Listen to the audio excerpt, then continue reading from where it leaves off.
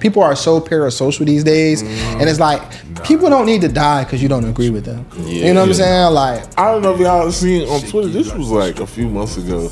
It was like this thing that went viral. These girls, they was drunk driving in the car and turning up, and they wanted to get into an accident. Everybody died. So I remember I quoted it, and I was like, we've all been there. I was young and dumb before. I was like, you know what I'm saying? I could remember doing that with my homeboys. We going down 95, hanging out the sunroof and shit, drunk. niggas was twerking. And I was like, that shit could have, easily happened. I'm like, and she had just tweeted before the shit happened. Like, so I'm like, things happen. Whatever. You be young and dumb. Like, R.I.P. to them, whatever. If some random just comes and was like, oh, you should have died too. Drunk. I'm sorry. Yes, they deserve to die, and I hope you right now. Yeah, it was like, if you drunk driving is a choice, y'all should have died too. Social media showed me. I said, I'm one of God's children. You better be careful who you wish death on. God don't play about me, though. The fuck wrong with you? What it is, what it ain't. It's your boy Low Key V. And it's your man K3. And this is Paid N Bazed. Where we get money and wash our tushies. Hey, it's been a minute since we've been a solo. Yeah. We had a few guests, different guests. We were trying to have some guests, but going back to the solos too, because we know y'all fuck with solos. And plus, I be on some one-on-one time. This fucking guy. With my boys. This guy. Oh, stop. He came here tomorrow. I missed y'all. I do miss y'all, bro. What's up with y'all? How y'all doing? Doing okay. Yeah, what's good, Amp? We got Amp in the building, of course. Yes, sir. I'm doing swell. Got Amp behind the mic. Amp ain't never, I was going to say, he never missed an episode. He missed one. Yeah. Oh, yeah. That was only one time. And that was just a chaotic episode. Yeah. It was like so horrible for like Joe to fill in for the first time. Yeah, that was a crazy episode. That nigga Joe hit me up. He like, bro, I fucked up, bro. Oh, like, nigga, what you did? Because before I left, I rehearsed it with that nigga like a million times. Then he told me all who was here, and I was like, all right, I kind of understand why you fucked. But what did he do though? I think he might have missed something. It was something with the camera, but we didn't even notice it. Yeah, he hit record, but by the time Joe is one of them things, Joe my brother, but he be acting like shit is like the end of the world, and it just be some minor shit. When I edited it, I figured it out inside. Yeah. I remember he was just sitting behind the camera like, is this what these niggas show is about? Yeah. Like he was dying laughing though. Yeah, that was a fun episode. It was a good episode. Mm-hmm. Yeah. It was long as fuck. Free Lil B. Free Lil B. It was Lil B. Wait, Lil B is locked up? Yeah, he been locked up for a minute. I know V. Nah, yeah, him B. Too. Oh damn, what Lil B do? Unless y'all can't say it on there. I don't know, but all I know is like Lil B, he the type of nigga that be like really I blame money, cause like I feel like once when they was doing the pod, it wasn't like, you know what I'm saying, but like after the pod though, like Lil B, like, you know, Lil B a hood nigga, so he the nigga that be on the time like on the story like Yerks for sale, like he that nigga, you know what I'm saying? Right. So yeah, I don't. Posted up at the store and shit. Yeah, he be in Eureka heavy, so shout out to Lil B, man. Damn, I just realized I haven't seen that nigga in about a year. Yeah. Last time I talked to him, he had just put out his mixtape or whatever, and I had like shared it, you know what I'm saying, whatever. But yeah, shout out Lil B, man. We had seen him at when we went to film that one podcast one time that never came out. Oh yeah.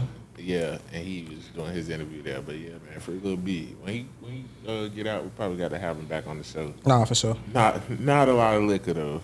But, yeah, but yeah, man, it's been shit. It's been rainy. Yeah, it's been raining a lot. My grass in my yard is so fucking high right now.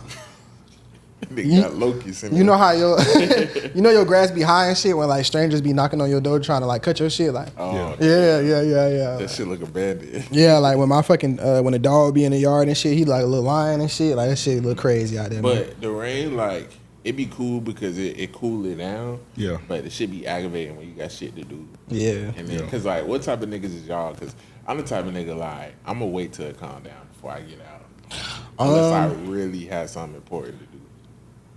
I'm gonna go because I know how this Florida shit be. It's like this shit gonna stop eventually, like, and then it's gonna be sunny, and then it's gonna rain again. But I'm also the nigga that be like, man, bro, like, why y'all driving like y'all never seen rain before? That should be nigga, I pissing me just off. actually Hydroplane on the range. So what the fuck? Yeah, nah. Yeah. You be using umbrellas and shit. Nah, I don't have no umbrella, but I would though if I had one. Yeah, for sure. I definitely would, cause I don't like, especially like, you know, I wear I like. had asked Instagram is that a little sassy, like if a nigga using umbrella. Fuck no. It is a little sassy. Like you gotta. Nah, nigga, I had a butt. I'm in that bed. Stepping out like, but no, I had a good damn. I feel like if you use an umbrella, you need a big one. Yeah, I got a yeah. little small one in my car, but that ain't gonna suffice. That's gonna look hella sassy walking in the joint. Like, Yeah, nigga look like Cruella DeVille and shit. you need a big one, like the business niggas be wearing. Like, whew. Yeah, that's why I had a big one or whatever. But I let this girl have it or whatever. I was like, oh, you can keep it. I let her hold it, and I'm like, That you should can be keep the it. worst. Like when you with your shorty or something, you gotta hold the umbrella for her like you a servant. Yeah. No, I'll be okay with that. It just get wet. I'll be okay with that. I don't. I like shit like I'd that. be like, move over. Yeah, I like shit that you hold it. Who the fuck I like shit that make me feel like a man for real. Like I like you know what I'm saying. Like I get wet and hold the umbrella for you and shit like that. But I got a kid too, so it's like or like stupid shit. Like I remember that's the thing about having kids. You gotta let them do certain shit. So like when it used to rain, my son he want to hold the umbrella and shit. It's just like. Like, hey, sit your little ass. So little as fuck. yeah. So now I'm like this. I'm like, oh, you doing a good job, daddy. Like yeah. I was like, put that shit straight up, nigga. I'm wet. Yeah, I remember my pops. He used to. I thought that shit was manly. That nigga used to drive us, and when it was raining, he'd drive us to the front, drop us off, and then park the car. And niggas are running in all the rain. Yeah. See, I like shit like that too, but I don't run in the rain. Oh, okay. Yeah, I'm gonna wait till it stops. No, I'm gonna just walk. I'm gonna bust a walk. You know, there is a I seen it on what was that show like where they break Mythbusters? Yeah. That actually walking in the rain, you get less wet than running in the rain. For real? Oh, really? Yeah. And I was just believe like, that. I don't really understand it. They say it's something about it's the way it fall. Yeah. But I'm gonna be honest, I've been stopped running in the rain because I bust my ass before. Yeah, see, that's like the worst thing. Cause like I feel like running in the rain, you already look like it take away some aura points. You know what I'm saying? But then like you busting your ass too. Yeah, if I bust my ass, like the day is over. Yeah, I don't give a fuck what we was doing. Get Go up, ahead, get let's back in go. the car. Yeah. I don't know, got all wet and shit. Real shit, The like, worst nah. thing, like, if you have y'all ever bust y'all ass in the snow? No. Nigga. I was snowed in at a truck stop one time, way in, I want to say it was like air. You know, people got a hit out on us. Man,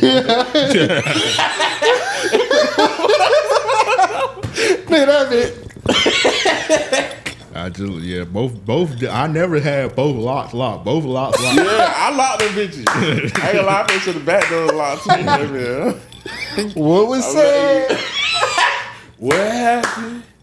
God, hell. I'm gonna edit this bitch out. I'm gonna be like, hey, I fucked up. In today's news, 2 local podcasters arrested for the murder of 2 Facebook comedians. Hey, motherfuckers. We found my Jaguar backpack. Anytime somebody that shit, they gonna be in the bed all live. I'm still alive. Yeah. But I bust my ass in the snow before. I just laid there until it got too cold. That shit hurt so bad. Yeah, you know you got to be careful with that shit. Yeah, and snow like you got the. Hate snow. I couldn't. It's so dirty. Would y'all want to live somewhere where it like snows? Hell no. I wouldn't mind because like I feel like that's perfect weather to put that shit on. But I just think snow's just so dirty to me. Like I feel like people who never seen it, like they glorify it, like blah, blah. But unless you're getting a whole bunch of snow, and I don't want to have to drive in that shit. Like I never had to drive in snow and all the other shit. I don't want to have to be like getting black ice off my porch first and time shit. driving in snow was an 18-wheeler. Hell no. Nigga finna kill the whole city. Cause when I trained with my trainer, it was going into wintertime. So the first time it hit, I was up there in Illinois, and that bitch started coming down. And like, shout out to my co-driver, man. Shout out Anthony. I don't know if he watched the pod. That's a funny ass nigga. But we both from the city, and like when it started snowing and shit, like he shut that bitch down. He won't drive in no snow. Like, I ain't gonna lie, he was scared of that shit. But me, I still drive, just go slow as fuck. He be like, hey, bruh. you straight? Like he feel anything he waking up like, oh shit. That's exactly how he talk. You know, it's so funny. I just thought about this story the other day when I was driving. You ever been around a nigga when like they bitch like do something like or like not answer her phone or some shit? Yeah. And it's like, bruh, shout out to you, bruh. Like you handled it, Pito. Like I'm not trying to butt. I remember he was dating this one girl when we first went out on the road, and one night she went out with her friends and she wasn't answering.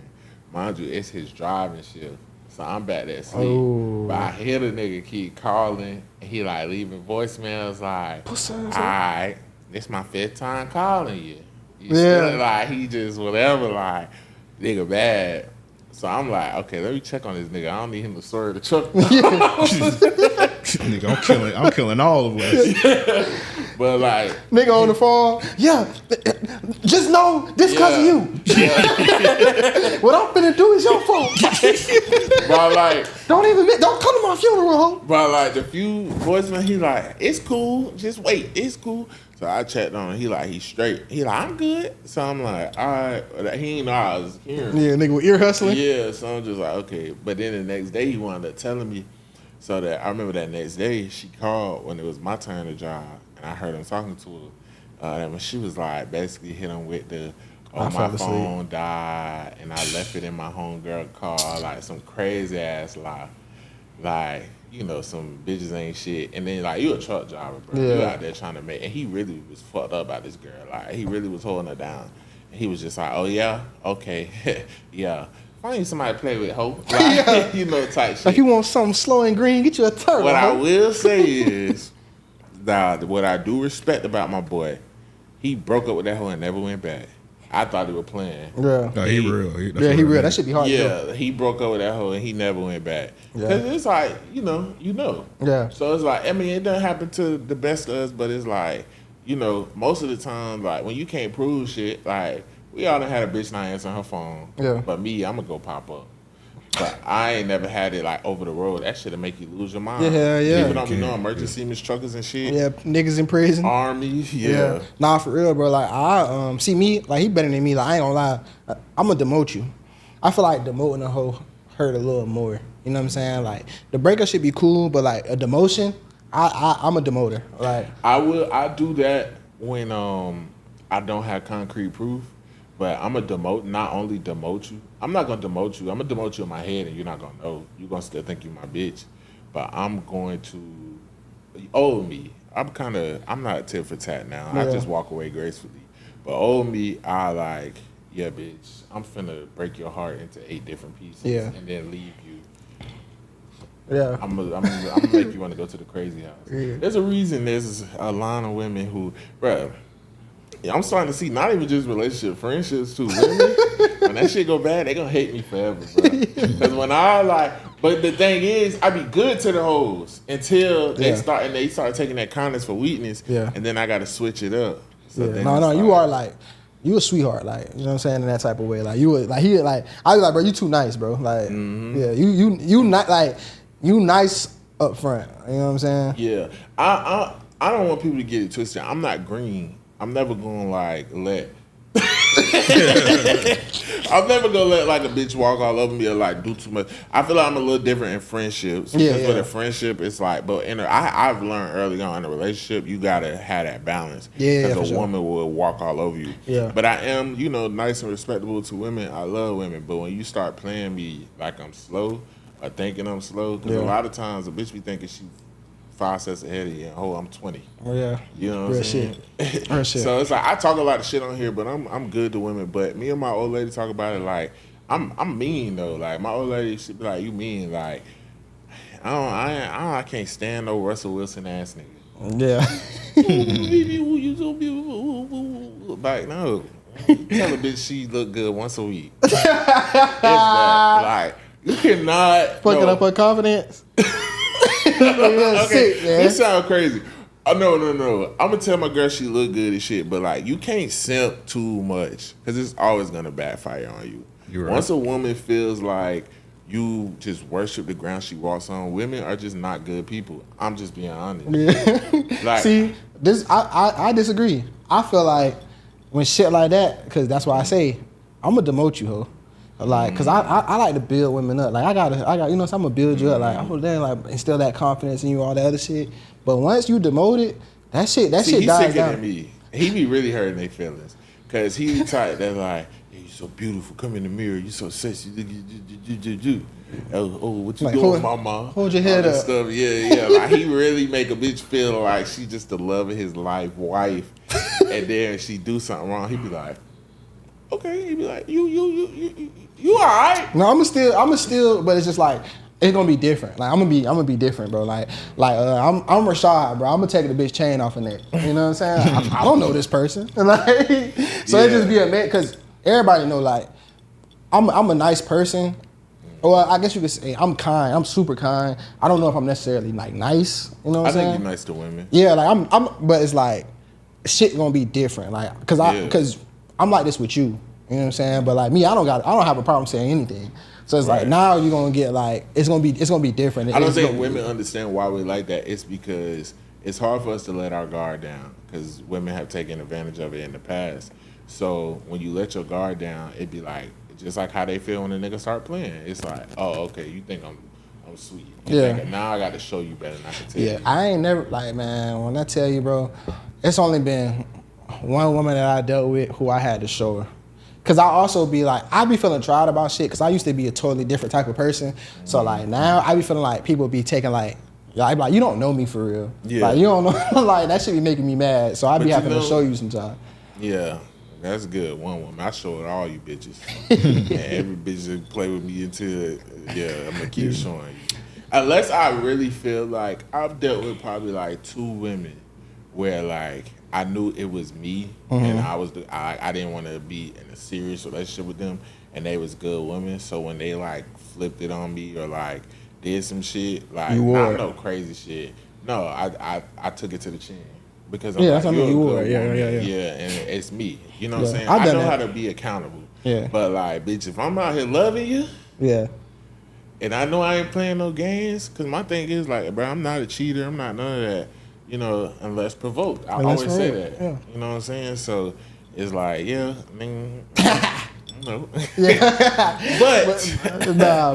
but nah, like I'm similar as far as if you a real good woman, I'm just not even gonna. If I know if I'm not in that space, like I'm gonna tell you up front, or I'm just not gonna fuck with you. Like if I see like a real future, I'm the type of person like I'm not gonna fuck up. I'm not gonna burn this bridge if I know I might want to cross it later. So it's best to just not fuck with them because it don't matter what you tell them. Yeah, I'm gonna leave. Yeah, it don't. In they head. Yeah, I'm gonna leave you alone. Like you know what I'm saying. Like if you a good woman, so if I do ever be ready, if I want to, I'll double back. Women logic. I mean, it's not logic. Women. They're like, okay, so stupid bitch. He told me he's not ready for a relationship. He can never see himself being with me. I have too many kids and I need to work out. Oh, he loves me. Yeah. Like, they're like, are you okay? This is the thing about being honest with, and I understand why a lot of men lie. Cause like being honest with women, it don't really get you nowhere. You know what I'm saying? Like it really don't at the end of the day. If anything, it make you kind of worse than the liar. Because like they be like, you tell the truth, but you still giving them good treatment. Like, hey, I'm not looking for anything serious, but I'm gonna be good to you. And we're gonna have a good time during this experience. And then he clearly loves me. Yeah, and then it's like when you don't ever give them what they're looking for, they're like, you're a narcissist, you're a manipulator. Yeah, you traumatized me. Yeah, like so. When you deal like, cause this is me. Like, if I'm not looking for a relationship, I don't even let myself get in that space. But if I am, I am. So it's like I tell them I'm not looking for nothing, but I'm gonna treat you good. Like that's how I am. And I realize that that's also something that I say myself that I had to work on because I'm gonna do nice shit. I'm gonna get you flowers. I feel like that shit bare minimum shit. I'm gonna do nice shit like that or whatever. But some women can change your mind because I wasn't looking for a relationship with my old lady, and then it was just like, oh, you different. I can't really pass this up. Gotta kind of. I'm an overthinker, so like when it comes to relationships, so it's like, and if I was in that situation, I would have walked away from her. You know what I'm saying? Or like, cause I feel like I gotta be so ready. You know what I'm saying? Cause if I make you my girlfriend, I only date like any woman that I was in a relationship, like as far as this was my girlfriend, I thought I was gonna marry you. Or I seen marriage with you, so it's like if I'm not ready to be in that space completely, you know what I'm saying? Like Remember, I just want to like entertain that, her. though. Remember, I had a few talks with you. Like, Yeah. I don't know if I'm ready. Like, she's a really good woman. But okay, April, May, June, July, late July. So it took me like 3, almost 4 months to make it official, though. Yeah. No, I remember we had a lot of conversations about that situation or whatever, because just I feel like you and I, as far as relationship goes, and just dealing with women, like we be genuine, like we got good intentions. Like I don't think I ever, since you know what I'm saying, like I've never seen you in the space to where like you dealing with a woman and trying to fuck her over, or you playing games, none of that shit. I've never seen that. You know what I'm saying, like, and vice versa. Because even when no, and I think with you it just be more so like you don't be looking for a relationship, and women just take you a little too serious. Yeah. But then I seen it from like the women's perspective. When I finally started seeing you in action, I was like, oh yeah, it don't matter what he said. Like, this nigga be doing a lot. Like, ooh, you look good, mama. Give me kiss. I'm like, oh yeah. Yeah, really, what it is. And you be eating coochie too. Yeah, no, I definitely be eating coochie. Yeah, it's a wrap. Yeah, but nah, like for me, I realized that I like. Even in my situations, now that I got older, I used to like talk to multiple women at a time or whatever like that. And now, like, even if I'm not trying to be in a relationship with you or whatever, like, I still like one woman. You know what I'm saying? So it's like, while we rocking with each other, I'm gonna treat you like a certain way. But it's like, I'm not gonna be bringing you around my family. Yeah. I'm not finna be doing shit like that. I don't do shit like that. Get them in, but it's like, but I treat you nice. Like, when you know I'm what I'm single, saying? the most women I want to talk to at once is 2. Yeah. Like, I don't mind having one that I rock with, that I'm fucking, everything like that. Then I got this other one where it's like she provides me with things too. I try not to fuck 2 women at the same time because I like to fuck raw. Yeah. But sometimes it just happens like that. Yeah. You know if I'm in a bad mental space, I might, but yeah. But speaking of that, bro, I feel like we ain't been behind the curtain in a while. And obviously, you know what I'm saying, clearly, you know what I'm saying, if you watching this, if you watch us, you know what I'm saying, we haven't been consistent, clearly. Yeah. You know what I'm saying? We'll go 2-3 episodes in a row, or we might miss a week or whatever. Yeah. And I feel like we owe it to the people, like how we used to do, to just go behind the curtain on certain shit. You know what I'm saying? Well, the truth is, we just really don't fuck with y'all like that. Nah, Ant be having way too many people in here. Toss none of that, please. That is crazy. I be feeling uncomfortable. Nah, but I'm glad you brought that up. I mean, life just been life, and I feel like life is getting to a better place for both of us. There was a time like we both like wasn't working and shit. Like we kind of had to quit our jobs before they got us up out of there. Yeah, type shit. And also we just both was going through like really the working shit, some relationship shit. Yeah. I started moving around at one point.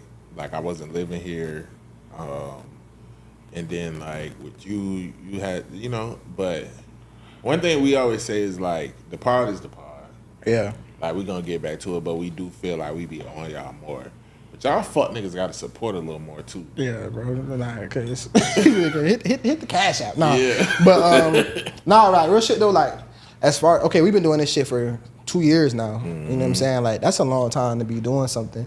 And of course, like when you first started, I feel like we gave so much, like, cause we was like the dedication that it took for us to even get here with everything that we dealt with, everything we was dealing with in life. Mm-hmm. We gave so much in the beginning to this shit to get this shit stable and whatever.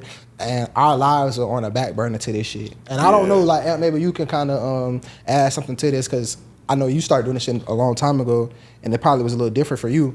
But like, I don't know if that's a normal thing to do when you have a podcast. Like, I felt like the podcast came first to everything in our life. Yeah, you know what I'm saying? Everything. Yeah, dude. It still to this day come first. But that is what I want to do. Yeah. Mm-hmm. Like, and I feel like because we gave so much, I don't want to say like, I feel like we had to rebuild our personal lives back to like where it needed to be, because like I fell out with a lot of, not fell out, but I just like I guess distant. I don't know, Yeah, but like lost a lot of relationships. yeah, because I was so dedicated to this, and like when you do stuff like this, like when you're doing something, I guess because it's entertainment or whatever, but when you're doing something like this, people don't see it as serious as you make it. You know what I'm saying? Yeah. So like you kind of, and people used to you being available. I feel like me and V are both people who people depend on or come to for a lot of things, whether it be emotional support or just being that voice of reason. Like I felt like we was a staple in a lot of people's lives. That's how we are. And I felt like we are both people who never really put themselves first in such a dramatic and extended way. And I feel like because we did that, it rubbed a lot of people the wrong way, or we had to, or it rubbed us the wrong way to see that, damn, as much as I always supported you, you know what I'm saying? Like, why can't you support this? And and that comes with women too. Like a large part of most of the women all the women that I dealt with up until like I say like end of last year, they knew. Keep going. But any woman that I dealt with like over the past couple of years, like I made it clear to them like, hey, I'm not on that right now because we was trying to build something. And I couldn't dedicate that time to it or This whatever. table so close. Yeah, nah, that's crazy. Nigga doing yoga. But yeah, so it's like, and it's a hard thing for me. I don't know about for you, but for me, it's like I hate when people who I really have love for and I really fuck with feel like because I'm not available for you or whatever that is it's something. It says something about you and how I feel about you. It's just that like I got other shit going on. Yeah, so it's like I felt like we put so much into that and it kind of drained us or whatever. And then, you know, also with us doing this with another person and putting a lot of energy into that, like it just got to the point to where like everything just went to a head and then we kind of whatever. So now the biggest thing for us is like finding that consistency level again, but also balancing it better than we did before. Because I don't feel like we did good at balancing it too. No, not at all. Like it was like everything was the pod at one point. And I think with you, because I feel like we're there for people in different ways. I feel like a lot of people depended on you and a point of you're that friend that's like always gonna answer, always gonna be available to talk, always see. I'm like a therapist. Yeah, and that's a great quality to have because that ain't me. I'll go in there too and not answer my phone and shit, just go missing. But I'm the type, like, if somebody really needs me, I am gonna talk. But I'm the type, like, people could call on if they like needed something or needed me to come pick them up or financial support. In action. Yeah, and then it was just like I was burnt out. Like I'm working, I'm doing this, and now a big chunk of my money is going towards this. I can't just be sending money and doing this and doing that, and people just be like, but people was also doing that too. Shit, my mama, everybody like, damn, you don't never answer the phone no more. Yeah, I'm tired. We talk all the time. We was talking to so many people. don't want to talk that much. Yeah. Like, so I definitely think, and then like I've been talking to you, I think it's just outside of balancing our personal lives, it's about finding individuality again. Because we've been doing this for 2 years. So it's like, oh yeah, we the podcasters. We K3 and Low Key V. Everything is Paid N Bazed. But it's like we are both talented at other things. And I'll be watching other podcasts and it's like we can still do those individual things like and continue to do the pod as well. Like, you know, I've been working on my music. I've been talking to you about things that I know you want to work on and stuff. And it's like we both support each other and I want to see you grow in those areas. You know what I'm saying? I want to see myself grow in those areas because all in all, it all connects because we all work together. You know what I'm saying? And that's what we got the network for, just like with DJ and the chef shit. Yeah. But it's like, it's so many dreams that we have talked about that I feel like we kind of put on the back burner that we need to put just as much time and effort in, just as much as we do with this. And putting more time and effort into this. Yeah. You know what I'm saying? Like with this, I feel like with the podcast, we've gotten to a point to where it's like it's like a obligation. Like let's get it, let's just go do it, whatever. Yeah. But it's like I feel like like I said, come down to balancing it again. Because a lot of this shit come down to like this shit costs money. You know what I'm saying? Yeah. That's the main thing. And then outside of that though, like just real life shit. You know what I'm saying? Like, you know, I got a son. Yeah. And my son at the point now to where like he not like before when we first started doing this, my son was 5. Yeah. You know what I'm saying? Like he just turned 5. Now he's 7. He in school. Like now my son's starting to have like a life. You know what I'm saying? Like not just, you know, so it's like more time going there, you know what I'm saying? And then just like regular life shit, like real life shit, like people dying, people going to jail, like, you know what I'm saying? Like all that type of shit. Yeah. And like for me, like right now, like I couldn't wait to come pod today. You know what I'm saying? Like I ain't gonna lie, like just being transparent, I've been going through a lot. You know what I'm saying? Yeah. Like especially like mentally, like low key, like I ain't gonna. I'm gonna be transparent. Like I've been battling depression like lately. Like you know what I'm saying? Like I just ain't been myself and trying to figure that shit out and figure out what that be like. And sometimes when it's like that, it's like bro, like I'm looking at everything. I don't want to do shit. I don't want to talk. I don't want to pod. I don't want to do none of that shit. Like I don't want to do nothing. You know what I'm saying? Like, and I'm trying to find like. Figure out what's going on because I'm not in a bad place. Like I got a good job, you know what I'm saying? Like I'm not lacking for companionship or nothing like that. So it's just like trying to figure out. But it's like I'm just growing up now and I want more things and I require more things. It's just trying to figure out what that looks like for me. You know what I'm saying? So like it's a lot that goes into it. But at the end of the day, I do love doing the pod. Like me, I don't necessarily care for like the networking and all that shit, even though I know we have to do that. I don't care for none of that shit. Like I just like coming in and talk and whatever. I like doing the work. I like the technical shit. I like making the thumbnails, all that stupid shit that require. I like doing shit for the pod, but I don't like. I've never been like I'm a friendly, nice person, but I'm not like a mixy person. You know what I'm saying? I don't like all that other shit. Same here. Yeah, so it's like I just like doing this. You know what I'm saying? So it's like, and it's like where we want to go and envision ourselves. We know we have to do those other things. Because it's like once you get to that space, you kind of got to network and stuff. But I think we're doing it the right way this time. Because I feel like the last time we was going in the wrong direction. But now we're doing it to a point where we don't have to have somebody every episode. We don't have to just jump on an opportunity just because somebody gave it to us. You know, we kind of move how we want to move now. And if you follow us, you follow us. If you don't, you don't. But in regards to like the battle and depression, you know, I knew something was going on with you, but I didn't know it was exactly that. And it was so funny because like God had told me to check on you the other day. You want to call me, and we was having a conversation about it. And you know, I kind of just got out of that. You know, I was battling depression and shit. You already know how I be when I be like that. Sad like, boys. Sleep off. Niggas, the rope boys. Nah, my depression don't ever get that far. Don't leave a stool around me. But like, and sometimes you call me like, hey bro, you straight? Like, because that shit how you not want to get out of bed. And sometimes you don't know why. Like recently I'm like, okay, I'm making good money, I got a relationship, got a new place, this, that. But then it was like, oh, like sometimes I have to pray on it or just ponder on it. And I was like, oh, okay, I just feel like I'm back in a cycle. Yeah, like, for sure. Oh, I'm back in the cycle, you know, making a certain amount of money to, rat you know, race. it's just rat race, exactly.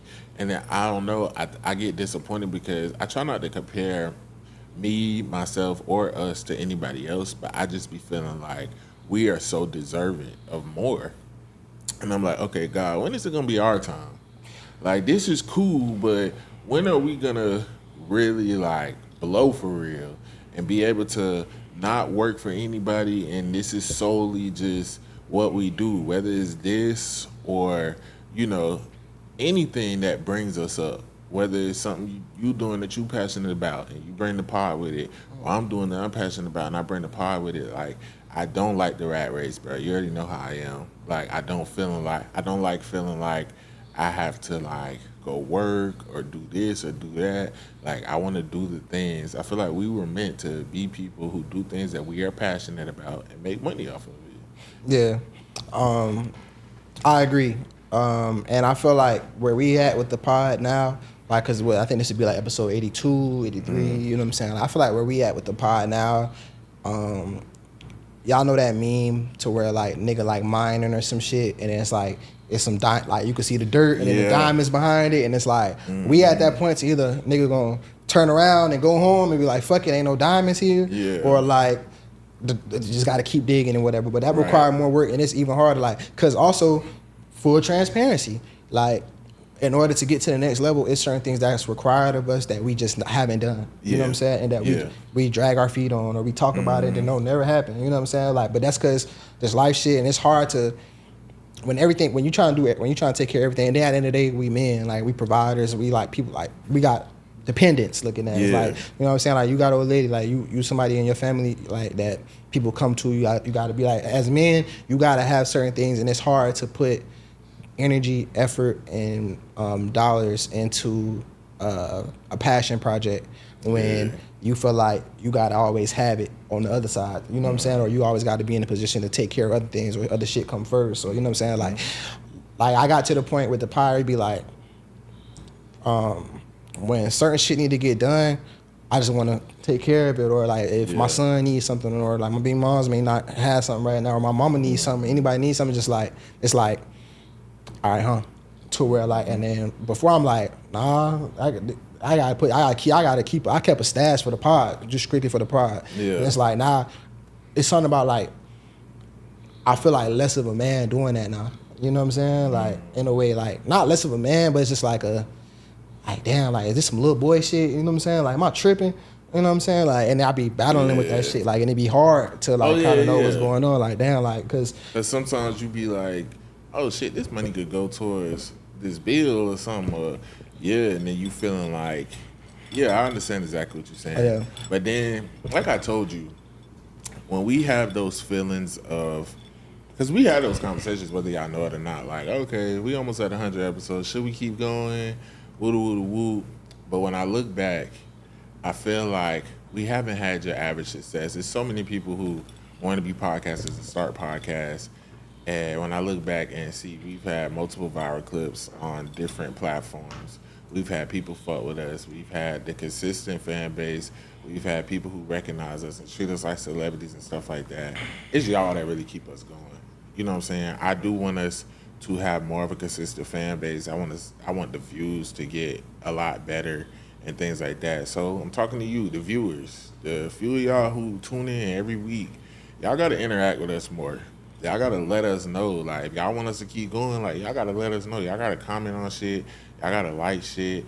Like, y'all gotta pretty much interact with us. Let us know, hey, I like when y'all do this segment. I like when I think y'all need a new set. Like, let us know. Don't bring that bitch back on the pod. Like, certain shit. like comment on the YouTube. Like, let us know, bro, because we want to build a family. We want to build a fan base. And we know that y'all there, but a lot of y'all be silent. And then sometimes, like, if the view's not viewing, it make us feel like, okay, are we wasting our time? But I'm going to be honest, when we know we got them few handful of people who like, no, I tune into y'all shit every week and be knowing the conversations and this, that, and stuff like that, it make niggas be like, okay, when we out, and it's like, oh y'all from that podcast. Yeah. It make niggas, so I'm just saying to say, like, we gonna keep going. We in it. You know what I'm saying? We love this shit, but we need that support to, you know, keep going and drive. And lastly, we need donations. Gifts. I think also expectations. You know what I'm saying? Because it's on us too. Because when we first started this shit, you know, when we first started this shit, I was familiar more with podcasts and everything like that. And I told you straight up right then and there, like, hey, bro, like, before we even, hey, bro, like, we not finna see nothing from this shit. We just finna have to do this shit. Like, and I need you to know that. Like, when we might drop an episode. When we drop our first episode, that shit might have 25 views, bro. Like, you gonna still wanna do this shit? Like, it's not till 100. I said that. Like, wait in. It's not till we get to hundreds, like, to where shit pick up. And I did my research, because most of the podcasts I watch, a lot of them was like, yeah, we ain't blow till like our 100th episode and shit. Unless you're already a social media personality. And then you get into it, which, you know, some of them are really good at it. And then some of them is just like, oh, okay. I'm starting to notice how the streaming shit, like, everybody trying to stream now, whatever. And I'm gonna be real with you. We was podcasting about maybe like 3 or 4 years before we even got to 100 views, to be honest. Mm-hmm. And y'all at 100 views. Yeah. So it's like, y'all already exceeding expectations. Y'all already posting clips and shit. Like, You just got to do a little bit more. I'm pretty sure y'all know what y'all need to do. So. Yeah, like it's a lot that niggas need to do. Like really, like, you know what I'm saying? It's a couple things y'all just. I think we feel like that too because like at one point y'all know we switched YouTubes and things like that. Yeah. Because we went through like somebody deleting our stuff. We've been through a lot that the average people have been like, I ain't doing this shit. Yeah, fuck this shit. Yeah, like this shit too much.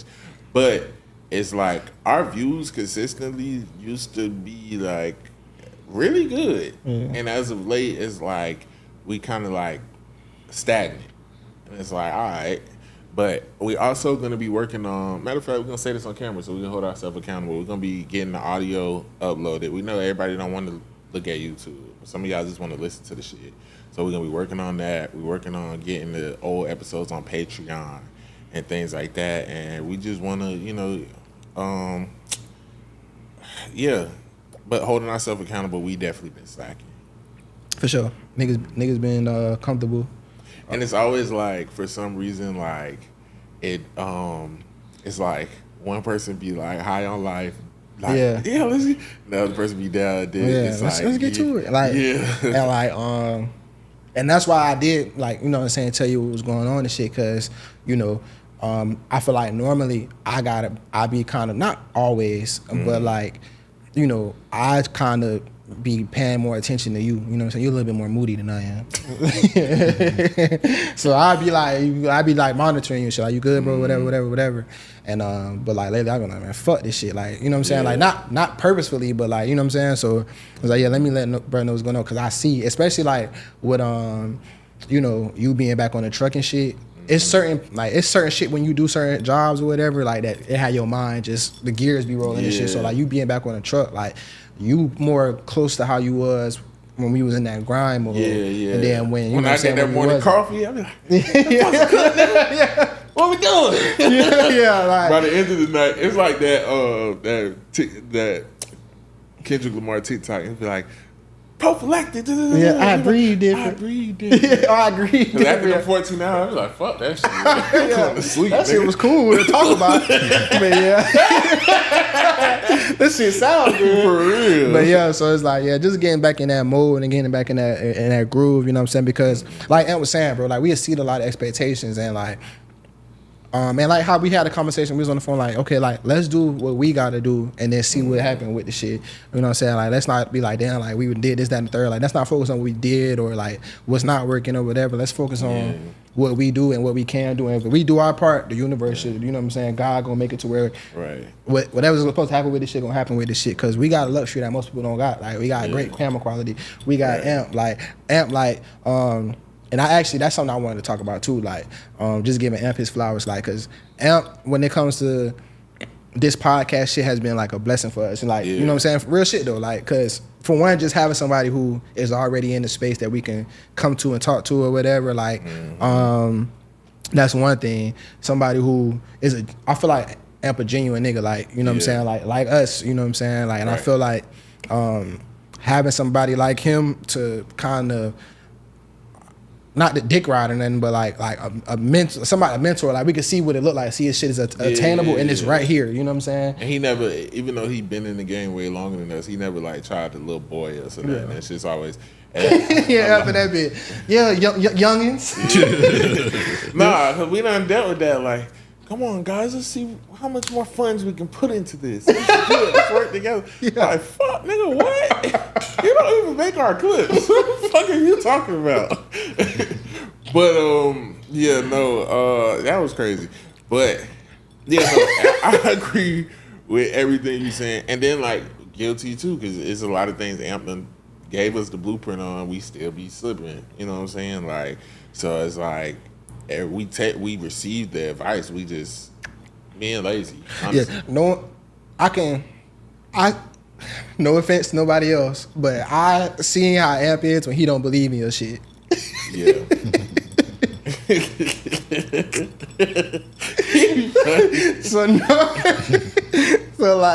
He believed in it.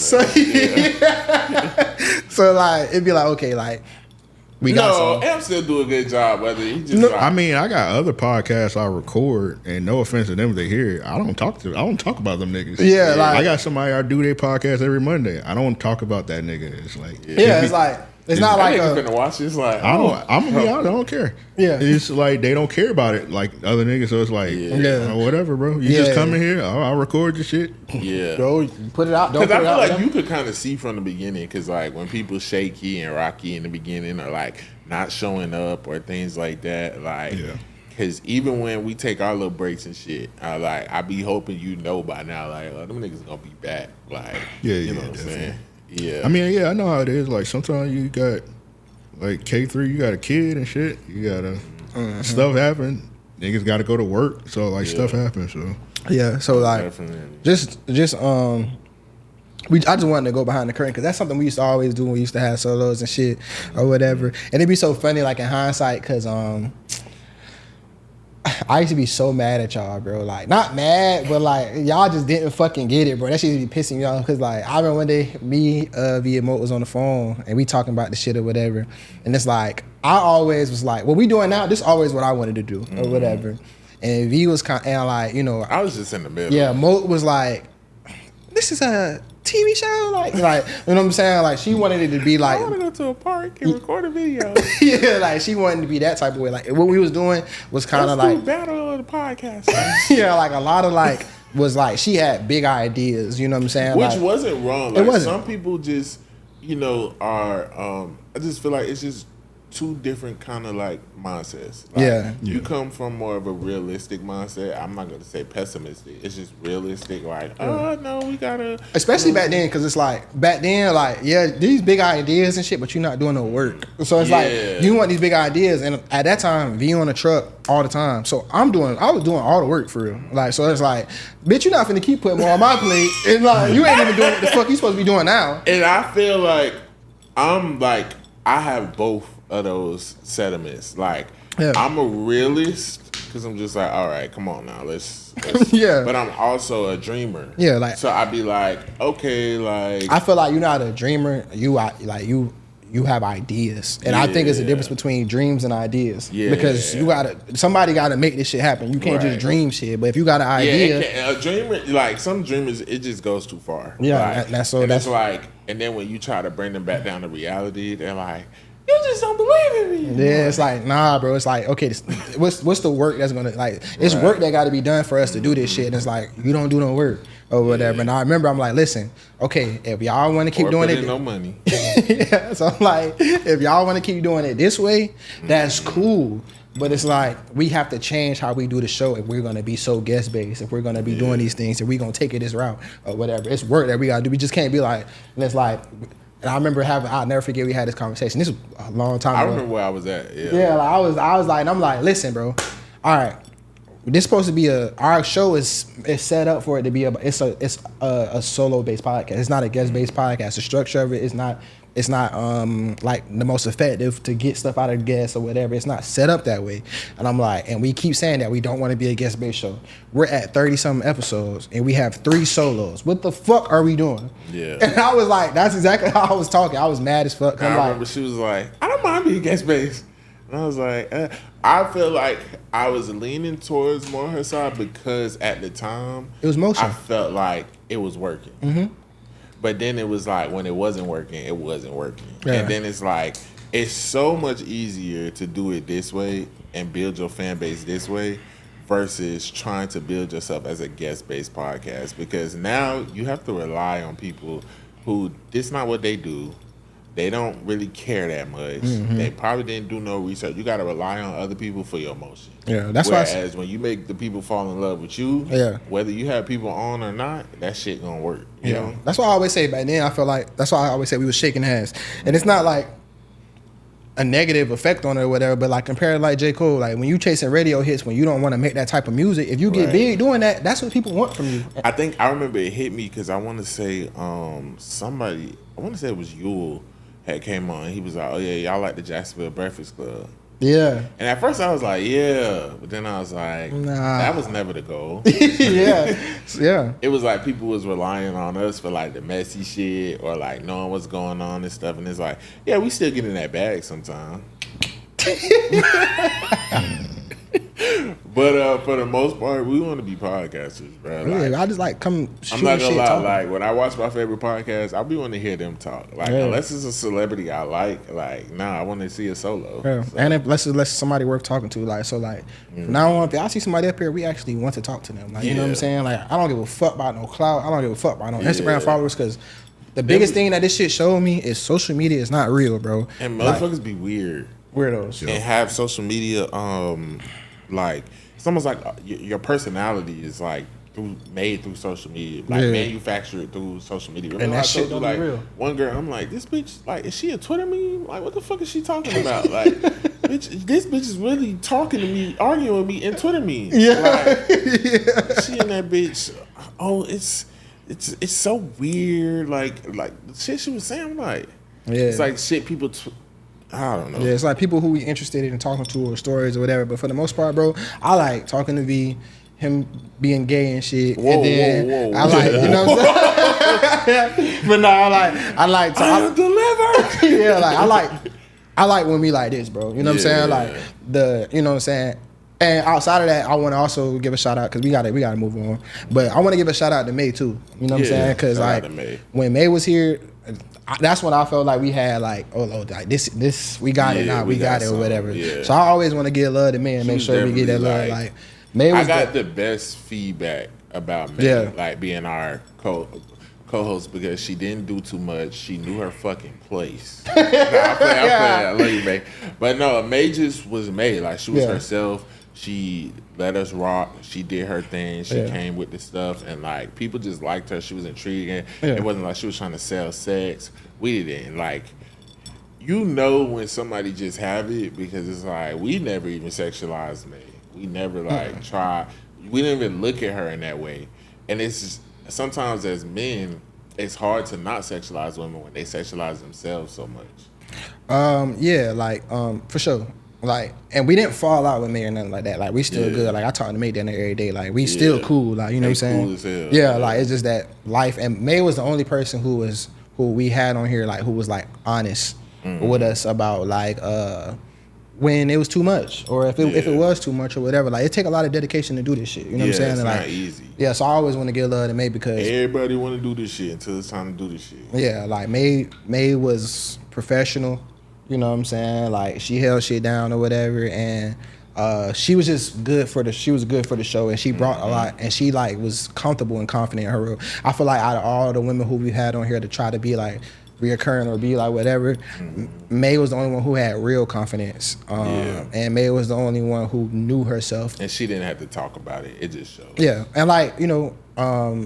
And that's not a shot at Monty or Moat, you know what I'm saying? Because they both brought shit to the pod, you know what I'm saying? Like, you know, even though shit happened the way it did with Mocha, we always give her flowers as far as, like, she was dedicated. You know what I'm saying? You can never take that away from her. She was dedicated. Like, you know, it was just, like, personal shit that kind of, like created, like, a hostile work environment. Because, you know, Mocha's Moat. Like, you know what I'm saying? To know her is to love her, but it should be hostile with her. You know what I'm saying? So it's like, it was a little bit of that or whatever. And Monty, she did what she needed to do or whatever. It just wasn't. Monty never wanted to really. Monty had her own podcast that she stopped doing, so she never really was like. She was always up and down. Like a pastime. Yeah, like what she wanted to do or whatever, and we knew that, and she was upfront with us about that, and we already had that going in that it probably wasn't. It ain't no bad blood with Monty. No, shout out to Monty. You know what I'm saying? Like, and I'm gonna be honest, like we were gonna get to it, but you know, I wasn't gonna say this on camera, but honestly, I've just been on my healing journey, been in the God more and stuff like that. I've actually forgiven Mocha. Like, I'm glad. I don't have no. You're a bitch. He's a bitch, man. Come on, bro. But no, I've forgiven her. Like, no, I don't want to be friends. No, I don't believe in that saying, keep your friends close to your enemies close. We always hope she's doing well. Yeah, but I said I wish her the best of shit. I might get some smoke. I'm dropping a song soon. That song, I'm gonna let it be known now. That song was written When we was Before you healed?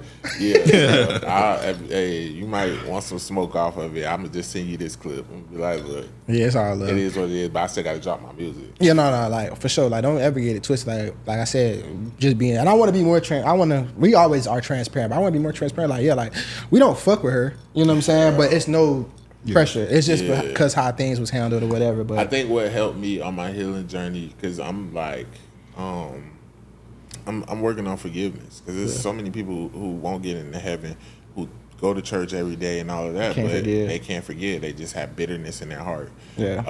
I'm working on forgiveness, and I'm also seeing people not for just who they are, but having understanding for those their transgressions. Yeah. Like when you know how somebody grew up, you know the parents they dealt with, you know the things that they've been through and stuff. It's just like, that's not excuses, but it's like, I understand. Yeah, you understand. Yeah, so I'll leave it at that. But it's been a good, serious conversation. We've been having a good, serious conversation, but now it's time to get into some trivia. Yeah. And don't hit if you don't know it and be guessing, nigga. Nigga. That's all I'm about to do. I was like, what? Yeah. Let's get to it, man. We got a little trivia going on, man. Nigga, masochist up here. He want to get his ass with Let's do it. Let's do it. All right, so we're gonna do intro it. I'm gonna intro it.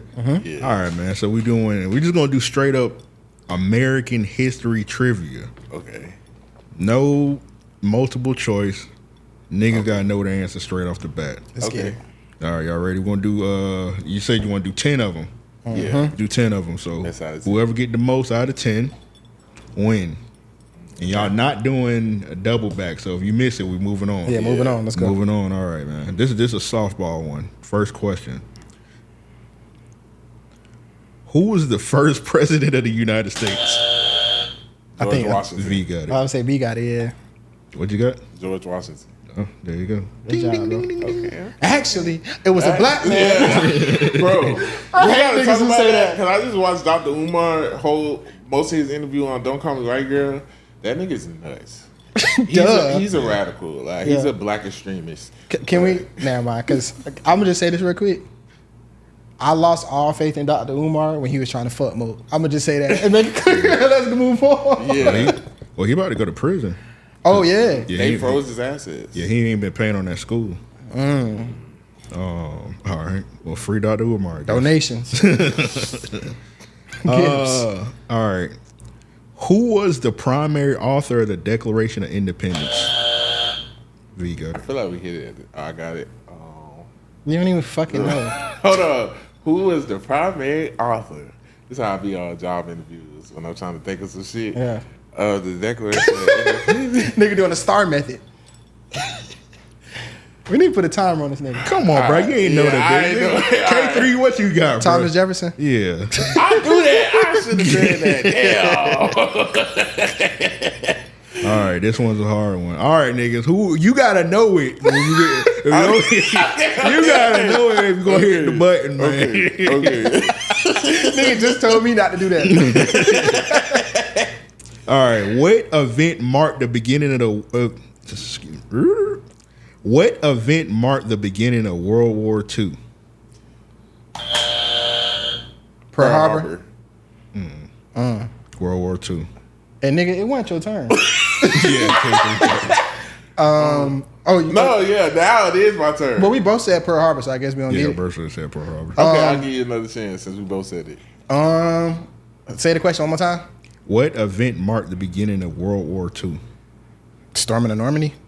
No, the invasion of Poland by Germany. 1939. Yeah. It's so funny. I was just watching a documentary on Hitler. Yeah, that's when Hitler had he smoked all the motherfuckers that didn't have blue eyes.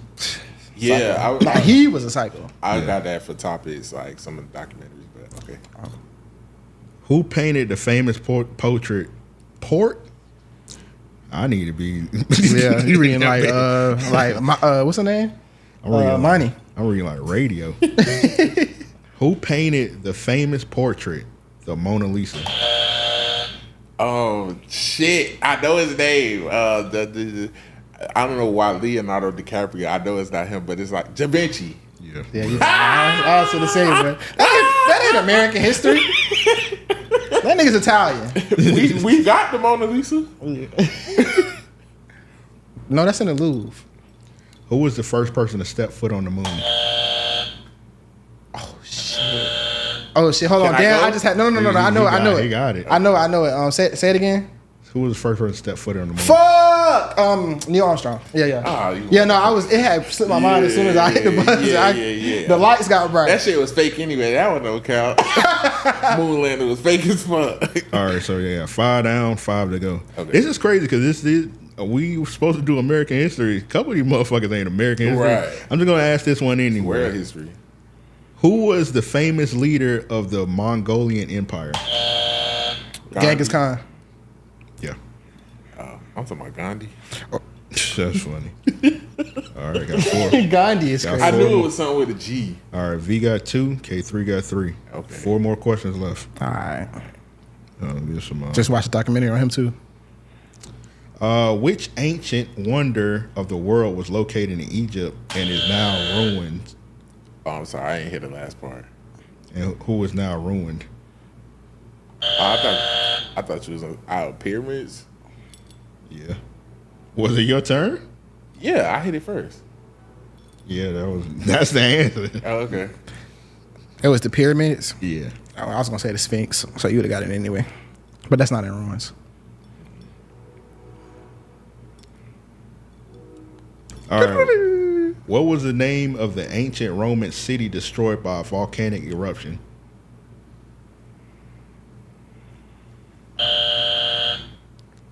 Fuck, I know it.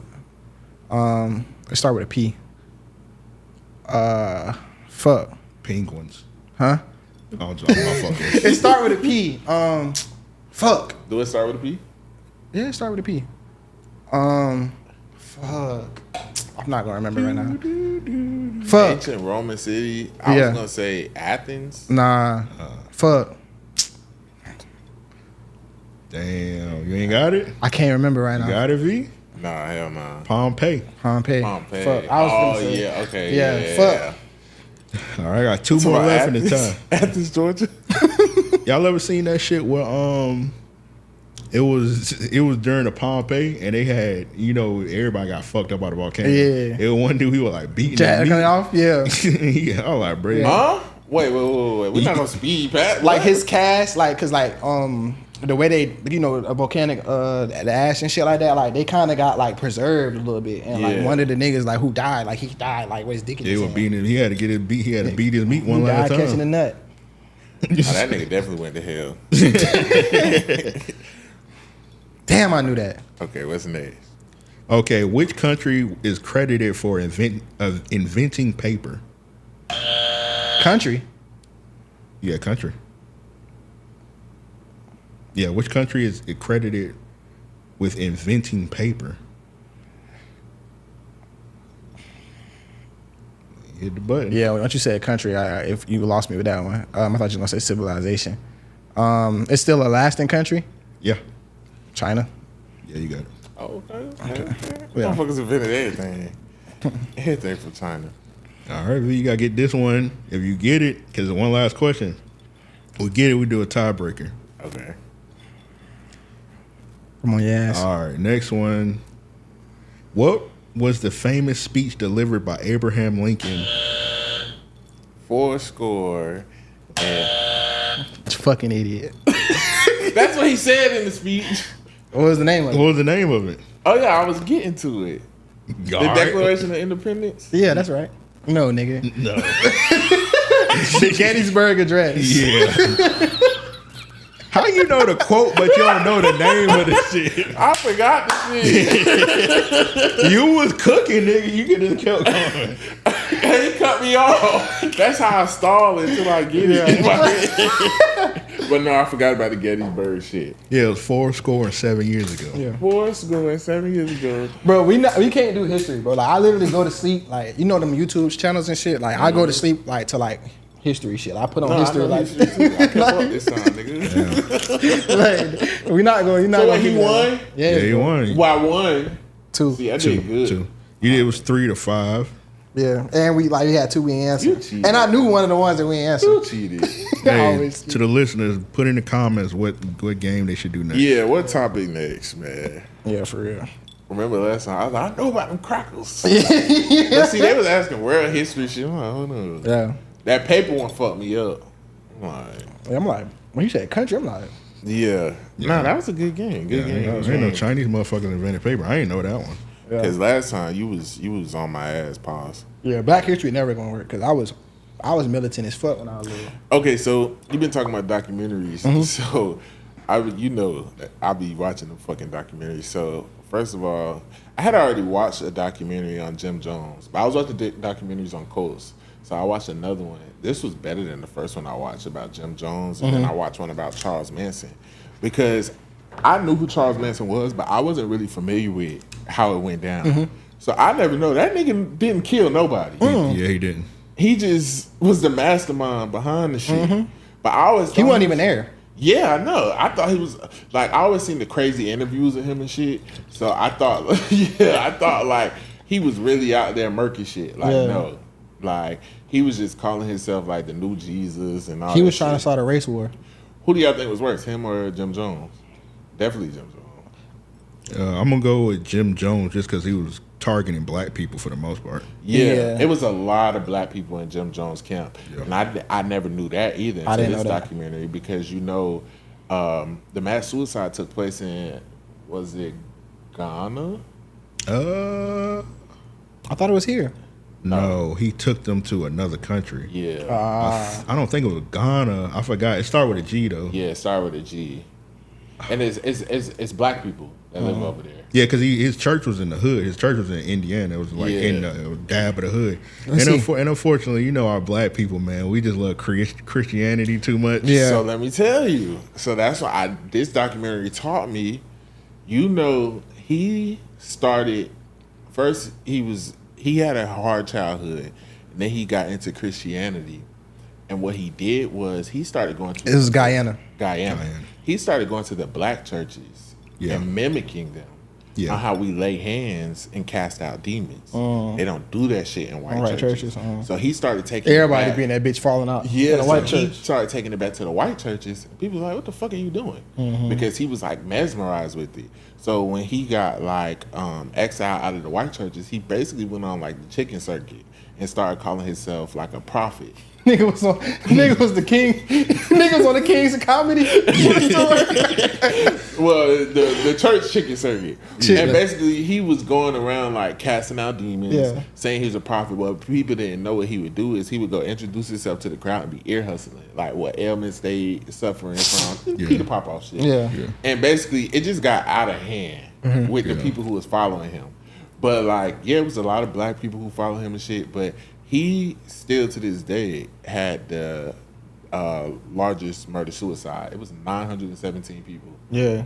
But some of them... You know what? Not to cut you off, but because I don't know a lot about Jim Jones. I was going to say he was worse just because of how many people it was.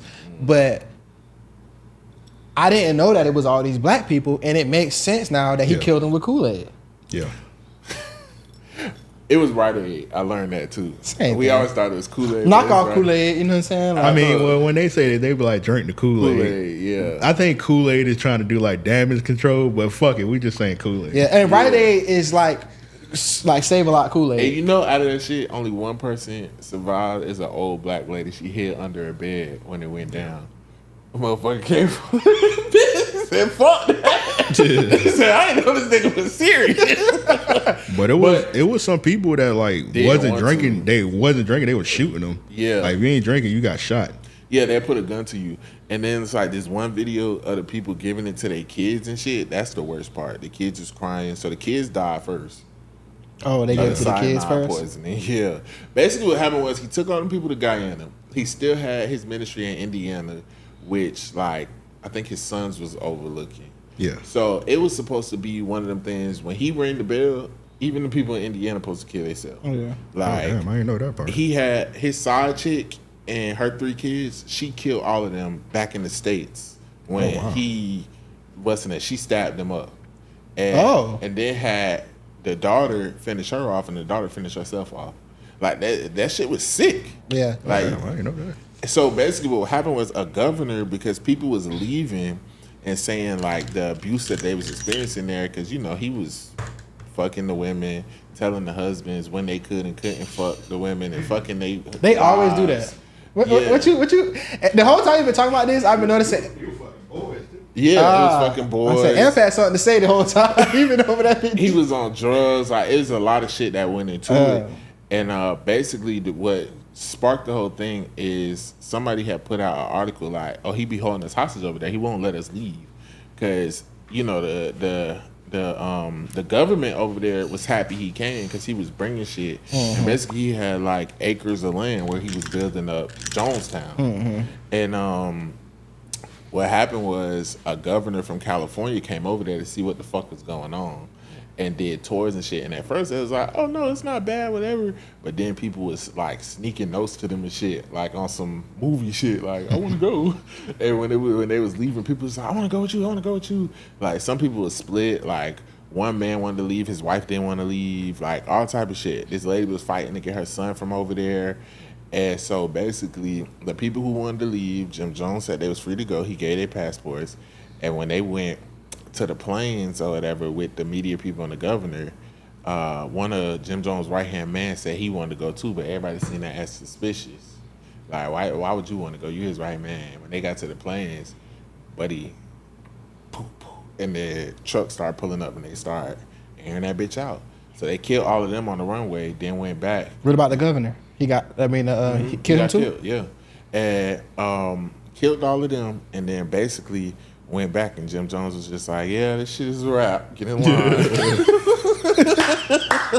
This shit is over with. What are you crying for? That's all, folks. You should be happy to go to everlasting peace. I was like, well, can we talk about this? Because mind you, he had did this like 2 or 3 times, and it would always be a trick. Like, it'd be wine or some shit, but it wasn't really poison, because he wanted to see who was really down for him. So I think some of them was probably like, this again. Until they started seeing motherfucking foam out. That's what happened to that old lady. She said, shit, this is a real one. Yeah. I'm out of here. That shit is crazy. I can't even, damn, so like, okay, because I really didn't know much about the Jim Jones situation or whatever. And knowing all this, though, the rapper Jim Jones, I wouldn't even went by my fucking name. Is that his actual name? No. I'll be like, what made you choose that one? Yeah, that's crazy. I don't know. But then, I don't know, because his mom do call him Jimmy. So I don't know. I think his real name is Jimmy, but I don't know if his last name is Jones. But then again, Mama Jones. I don't know. Okay. Let's see. But she a little weird, so she might have named him. Yeah, because didn't he say she taught him how to kiss? Yeah. I forgot about that. Okay. His name is Joseph Jones. Yeah. But Jim is I know one of them wasn't. Yeah, it's Joseph Guillermo Jones. Yeah, but that's a choice. You could have went by Joe Jones. But like, if your name Joseph though, you could have went by Jimmy JoJo. is a like James. Like Jimmy is my grandpa's name is James. They used to call him Jimmy, but I don't know where Billy came from. Yeah, I never wanted to be like, my name is Keith or whatever. I never like my name or whatever. I got trauma and shit. My daddy went around when I was little and shit. So I was one of them kids like, I wanted to be called something different and shit. And I used to think about, maybe Jimmy. You know what I'm saying? Because my middle name James. I used to always want my name to be Chris. I thought Chris was a cool. Yeah, I thought Chris was a name too. Like, I had my people calling me Corey for like 3 weeks. Corey. What the fuck is he going through? That's like me. My name is Anthony. Yeah. And my dad, everybody call him Tony. Yeah. And so people just call me Tony. Oh, bro, don't call. I hate that name. Tony. Yeah. That shit ass. So like, don't call it's me so that funny shit. how like, because most black Anthonys I know go by Amp. Yeah. But then like my cousin who came up here, he mixed. Like, his mom white. He go by Ant. I feel like Ant is like the mix. So yeah, I got a homeboy. He did the pod. My best friend, boyfriend, whatever. My homeboy, he was a rapper, Casio or whatever. Okay. But his name Anthony. I call him Ant. He go by Ant though. Well, I call him Ant. But it was always like ants and amps. But really, like the niggas who was like amps, those was always like the like super like black niggas. Yeah. But those was always like the super rough around the edges niggas. Yeah. And like the ants was always like the like cooler, but you know what I'm saying? Like more like, I don't know, just growing up in certain neighborhoods. If you was an Amp was bumping 9,000. Yeah, he was Amp like a hood like menace. Yeah, hood niggas. Yeah, like, hood menace. And like Ant was like the cool, like, you know, pretty boy niggas. Like it was like that. Then But you yeah, got you got me that just. Huh? I said then you got me. I ain't a hood nigga. No, Yeah, I feel like Amp beat somebody ass. nah, motherfucking Anthony or Antonio is one of those names you could be called anything. Like, cause I know niggas named Anthony who go by Tonio or shit like that. Like, just like, okay, bro. Like, yeah. Speaking of like, it's so funny because I was just watching Point of the Minds and they was talking about like names, old bitch names. Whatever. And it is like just certain names, like, but I noticed names being errors. So you had with the girls like the 90s, that's why you got so many us, because you got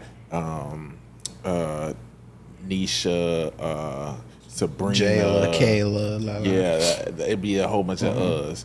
But now I feel like we in the Ani era. Yeah, like, for sure. I got the kids when they get grown, it's gonna be Delani, Kalani, Shalani, Jelani. Yeah. I literally got 2 nieces and their name is Milani and Kalani. Yeah, everybody is Lonnie. Yeah, no, for sure. And then certain names just phase out. Like I got one of them names. My name Keith. You know what I'm saying? Like niggas ain't naming it. If your name Keith now, you name after your daddy or something like that. Like you got them type of names. Yeah, like you got one of them names to where like you named after somebody. You know what I'm saying? Like I feel like people still naming their kid Anthony though. Like I feel like that's the name that's probably not gonna really like go out.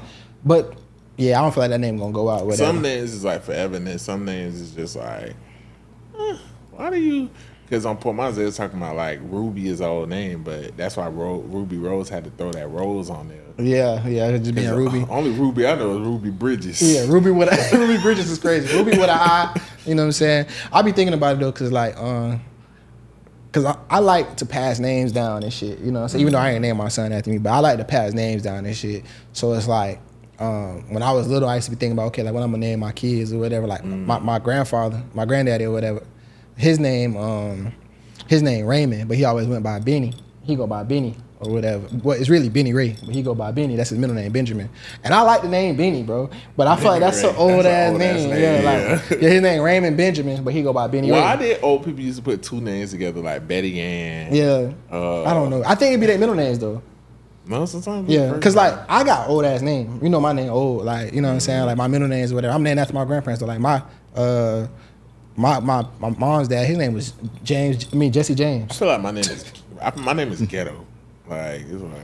Yeah. Come on. Bro. Like you got one of them names. Like if you meet a girl named Frederica, your daddy named Frederick. Like you got one of them names. Like what's your daddy name? Such and such. Bro, thank you. Any Rika is.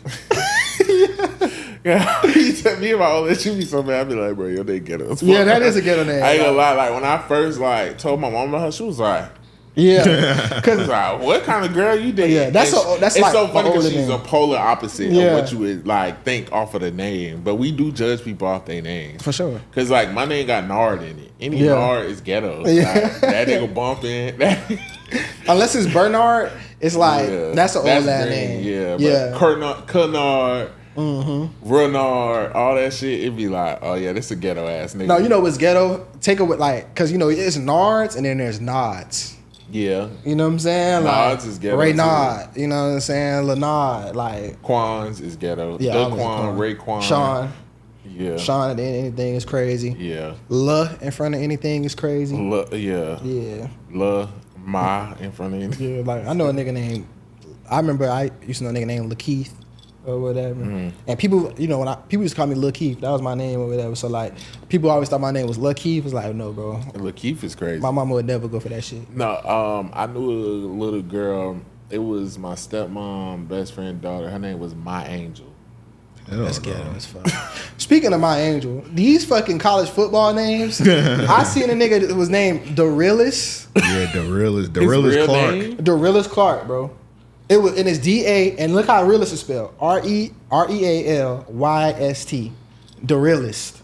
You don't heard a nigga named Dakotas? Yeah. Yeah, Dakotas is hard. But like, don't name nobody. My middle name is Ghetto as hell. Nah, but that shit be funny though. Like, I love black people, bro. I just don't like people like, I'm glad we off. Well, it's gonna be a lot of Dior's. And like we in the era, before I feel like it was like a luxury car era. And now we in the luxury clothes era. Like, or country, Dubai. Naming your kid Dubai is crazy. Yeah. But some names be raw though. Like, I think I used to know a girl named Italy or whatever, and it's like when you think about it. Oh, y'all ever seen that one shit that was I like like Venice. Venice? Yeah. Y'all ever seen the one shit was like some names be like pretty, but it's like associated with like fucked up shit, and it was like chlamydia. Yeah. Who would like- name that? Oh, okay. You remember that video? Yeah, like it was one that was like, Chlamydia, come here. That would be a raw name. come here, chlamydia. Yeah, we call it media. Looking at Lydia. But yeah, but Yeah, we got way off topic. yeah, Jonestown. Look at that, Jim Jones. Look at that. And then I watched the Charles Manson one, but another one I watched too, because the case I've like seen so many documentaries about it, but I still just don't really got a full understanding on what the fuck happened. Is the John Bonet shit? Oh, with the little girl. Yeah, the little girl. Yeah. Like, you ever looked into that, Amp? Yeah. Who you think did it? Oh, I'm gonna be honest. I don't know. I don't watch a couple. I done seen. It depends on who do the documentary. Because sometimes they make it seem like the dad did it. Or the Sometimes they made. mom. I seen one where they made it seem like the brother did it. I was thinking the Yeah, I brother seen did that it too. Cause it was like the brother probably killed her on accident, and they try to And they cover it up. Yeah. That's the most logical thing I could think of. The one I was watching, they kept trying to put it on the mom. They was like, because they found piss in the bed, so they believe she peed in the bed, and the mom beat her and pushed her and she hit her head in the bathtub. Damn. But the whole thing is just weird, especially like how the dad had found her, and then it was just like so much mishandling of the case. They put the body out in the floor. Everybody was touching her and shit. Like, Oh, so they had found her body? Yeah. so basically, they woke up the day after Christmas to a ransom note left on their back steps saying we have her and demanding the exact amount the dad had got in a bonus for that year from his job, and wrote all this shit and woo. It was a cover up. Yeah, they kept looking for the body, and then by the end of that day, when they searched the house again, now they friends over and shit, they started at the basement, and she was in the wine cellar. In the And- house. Yeah, and They she did that had shit. been Asphyxiated. what's it called? Strangled. Yeah. And she had a cover over her, and there was also semen on her panties. And they were saying that the handwriting of the note was kind of like matching the dad's handwriting a little bit. See, and they said it was matching the mom's on this documentary. Yeah, So it depends on how they want to flip it. But they also said there was some foreign DNA found on her. Like the DNA on her panties and stuff didn't match nobody in the house. So they're thinking like somebody came, but I'm like, who would be bold enough to do all this shit in the house with y'all there? Yeah. And then put her in the basement. And why would they still leave a fucking ransom note? And they was like, they think maybe because she was whatever, they hit her with the flashlight and she died, so they left her there instead of taking her. I don't know. The whole case is weird. And then what really blew the case up is because she was one of those little pageant Girls, yeah. That's why whenever I think about her, I just see her in her little pageant outfit and shit. Yeah, it's a sad case, but it's like they pretty much just had to move on. The mom died. The dad died too. Yeah, the This dad was like had in the been 80s. dead. This was a big case. It's so crazy to think about how, like, because I was going to piggyback off the Jim Jones and the Charles Manson shit. Like, people back in the days was super fucking gullible. And they was like super gullible, bro. Super gullible. Yeah, like every time I'm watching the documentary, I be like, "What the fuck is wrong with y'all?" But you gotta think, bro. It wasn't nothing like people was bored. It was easy to influence people. Like people were very trusting back in the days. Yeah. Because like you gotta remember, like that's why it was so much information with like even to this day, bro. Like let's think about like black movements and shit. I has told this on the pod before. I remember being in college or whatever, and the professor asked like, okay, was the Black Panthers a terrorist organization? And I was literally the only person in the class who knew that wasn't the case. Everybody, but people are super gullible back in the day because everybody, Like you believe what the sheeple. news did. Yeah. Like now I feel like people are overly Nigga, skeptical. You talk about gullible. I just watched the documentary on the Zodiac killer. I gotta watch that. He was playing with niggas. Yeah. Playing. I mean, he wanted to get Playing caught. in they and he face. never got caught. Never, even when the police would like come, and then the family, like that, the lady who kids he used to like keep and all this shit and stuff, like she went to her grave defending him, like even though all the proof was there, the kids didn't want to believe it until they had concrete proof. Like, Well, I thought he never got caught. They knew it was him, but they never had concrete evidence on him. He went to jail, but they put him in a mental home because they found pipe bombs and shit, but they never had proof he was a Zodiac killer. But he confessed it to one of the kids, and then like it's just all the evidence led to him. Yeah. But it's like this is before DNA shit. Yeah.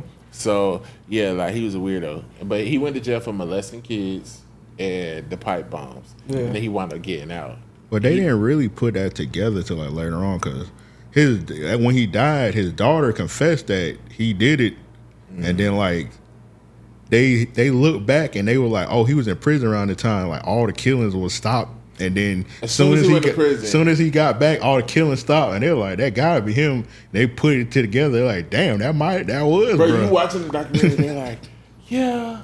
So the day those kids died at that beach that was 200 miles away from us, he had came and picked us up, and we went to that beach.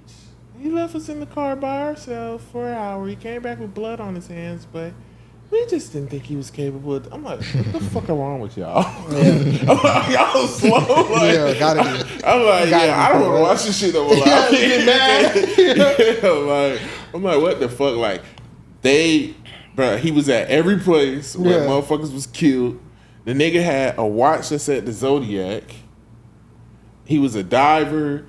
And then when I be watching this, because I watched the Jeffrey Dahmer documentary too. Do you know Zodiac, Jeffrey Dahmer, like they have gotten pulled over while trying to dispose of a body or just having killed somebody or something and got right off, like could just leave scot-free? Yeah, like Jeffrey Dahmer got away with a lot of shit by acting gay. He got away with having a little boy sneak out his house, bust his head and all that, saying this was his gay lover. I don't understand how he got off with that. That shit is homophobia. They was like they and literally racism, because you got a loud black lady yelling at you, telling you what the fuck going on, and you don't want to. You like like that shit be crazy. Like you can hide in plain sight. And I remember like because I love like gangster movies. I always love old gangster movies. Like, I'm the type of nigga I be like I done seen down there every James Cagney movie. Like I'm really into that type of shit. So it's like the best time to be a fucking criminal, bro, was like in the early 1900s, because first of all, sentencing was so like it wasn't no mandatory minimums and shit back then. You know what I'm saying? So like you can go rob a bank. I was just watching a documentary. A nigga got caught for 2 murders or whatever that he did in the like 70s and shit. And like when that nigga was a teenager, he was over in Germany or something in the army, and he raped and killed the little girl and only got 6 years. Like you could do shit like that back in the day, and like, but that's why so many people are getting exonerated now because of new DNA technology. Because back in the day, it's like you could be in the wrong place wrong time and get your life taken away because they want to accuse you of some shit and make witnesses lie and shit like that. Just to keep the city calm. You could get away with it because they didn't have no proof. So now DNA testing is what's changing everything. Because it wasn't like how it is now. Like you do some shit, they can run like a lot of DNA tests. They ain't have none of that shit. Yeah, bro. Like I was like, like John Dillinger and people like that, like American Gangsters and shit. Like these niggas was like breaking out of prison super easy. Like you can commit crimes and do all this other shit. Like, and they'll just catch you on a humbug type shit. You know what I'm saying? Really, the FBI changed a lot of things because like you could just move to another city and whatever. But once we had like a national syndicate, like of people who could take care of this shit changed or whatever. Yeah, like, no, shit was bad, bro. Yeah, like it was just a different time for sure. Like, it was definitely whatever. Oh, and hold on, I gotta talk about this last documentary.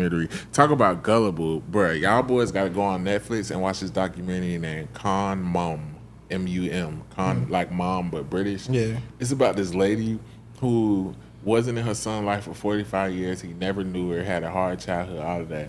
And she finds her son 45 years later. It tells him she's dying from cancer. She's this rich heiress, but she don't have access to her money during COVID. And he just sold whatever to have a mom. Like, bro, she conned the fuck out of her son. And everybody's like, oh, she's scamming you, she playing you. Even the wife ain't like her and all that shit. Did the DNA test, really is fucking mom. Really is his mom? Conned this nigga out of over almost $100,000 and conned a whole bunch of other people. You just gotta watch it. I can't give too much. Mind you, this bitch looks like Miss Hakeem motherfucker. Hakeem motherfucker. That's exactly what she look like and talk like. Hey, Dede.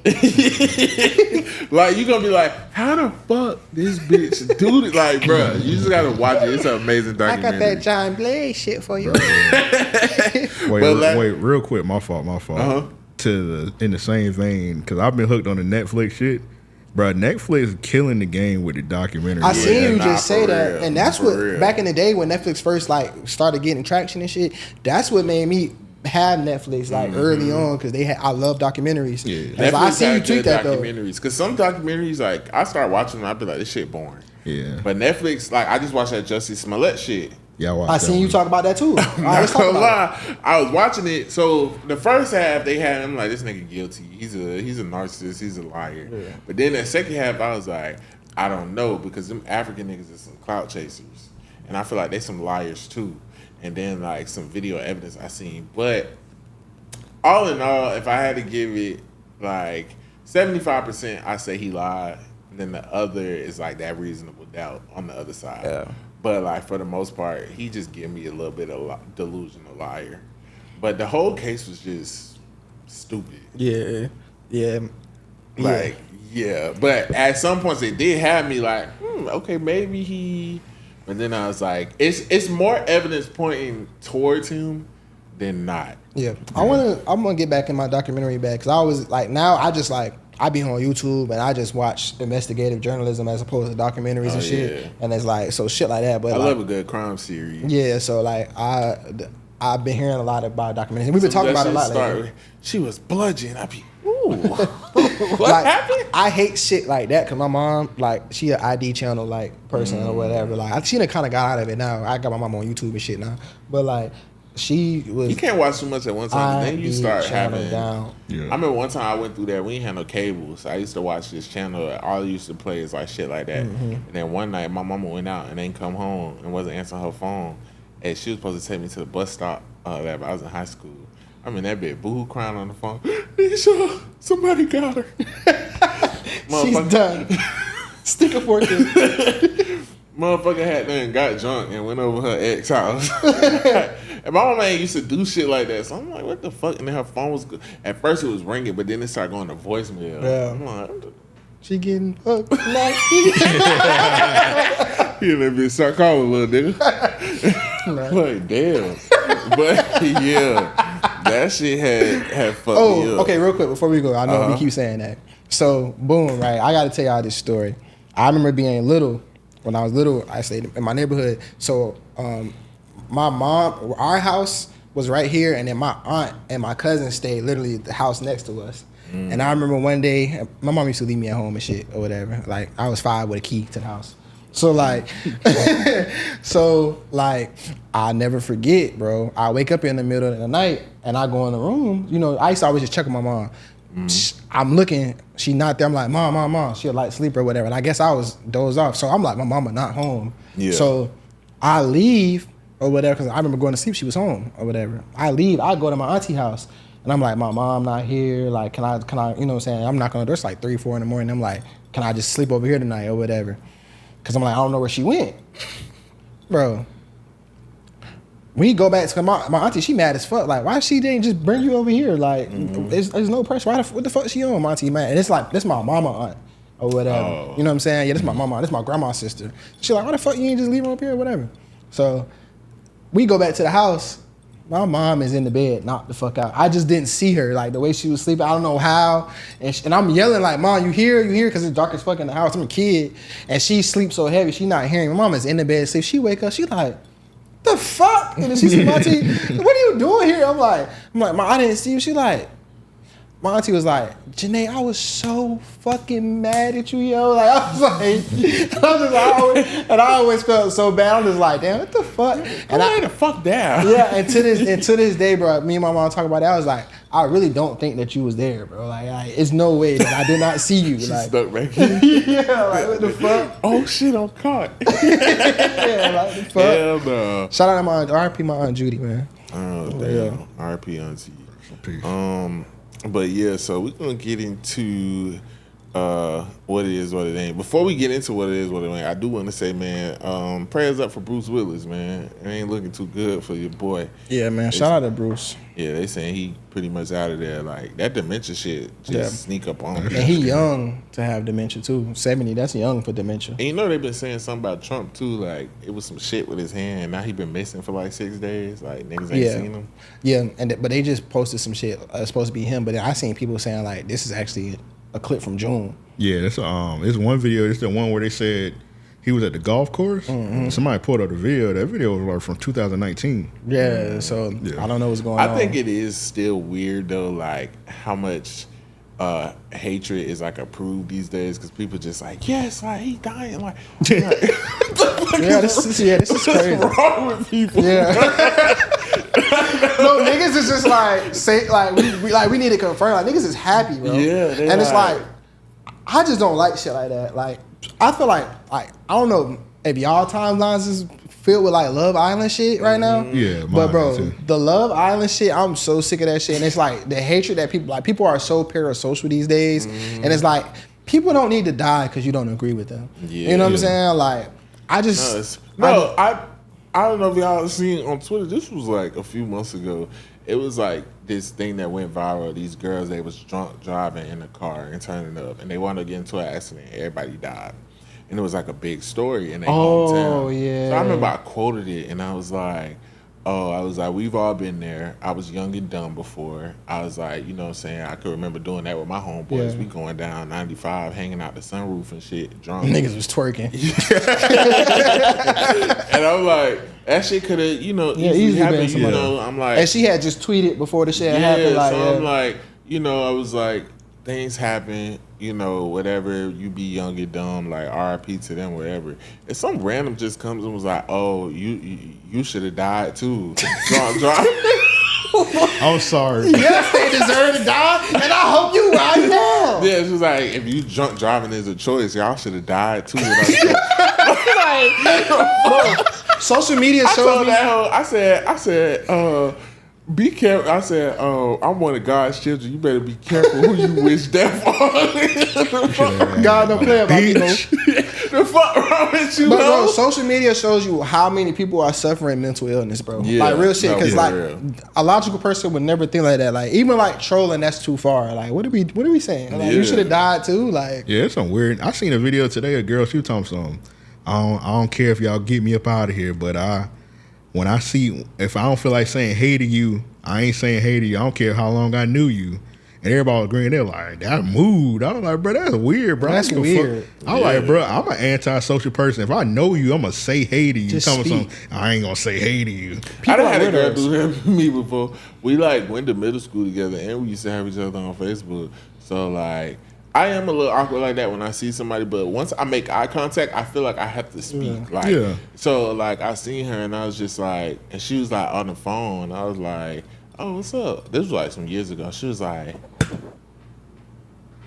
bitch. Hey, I know we short on time, and I know that we keep stopping shit.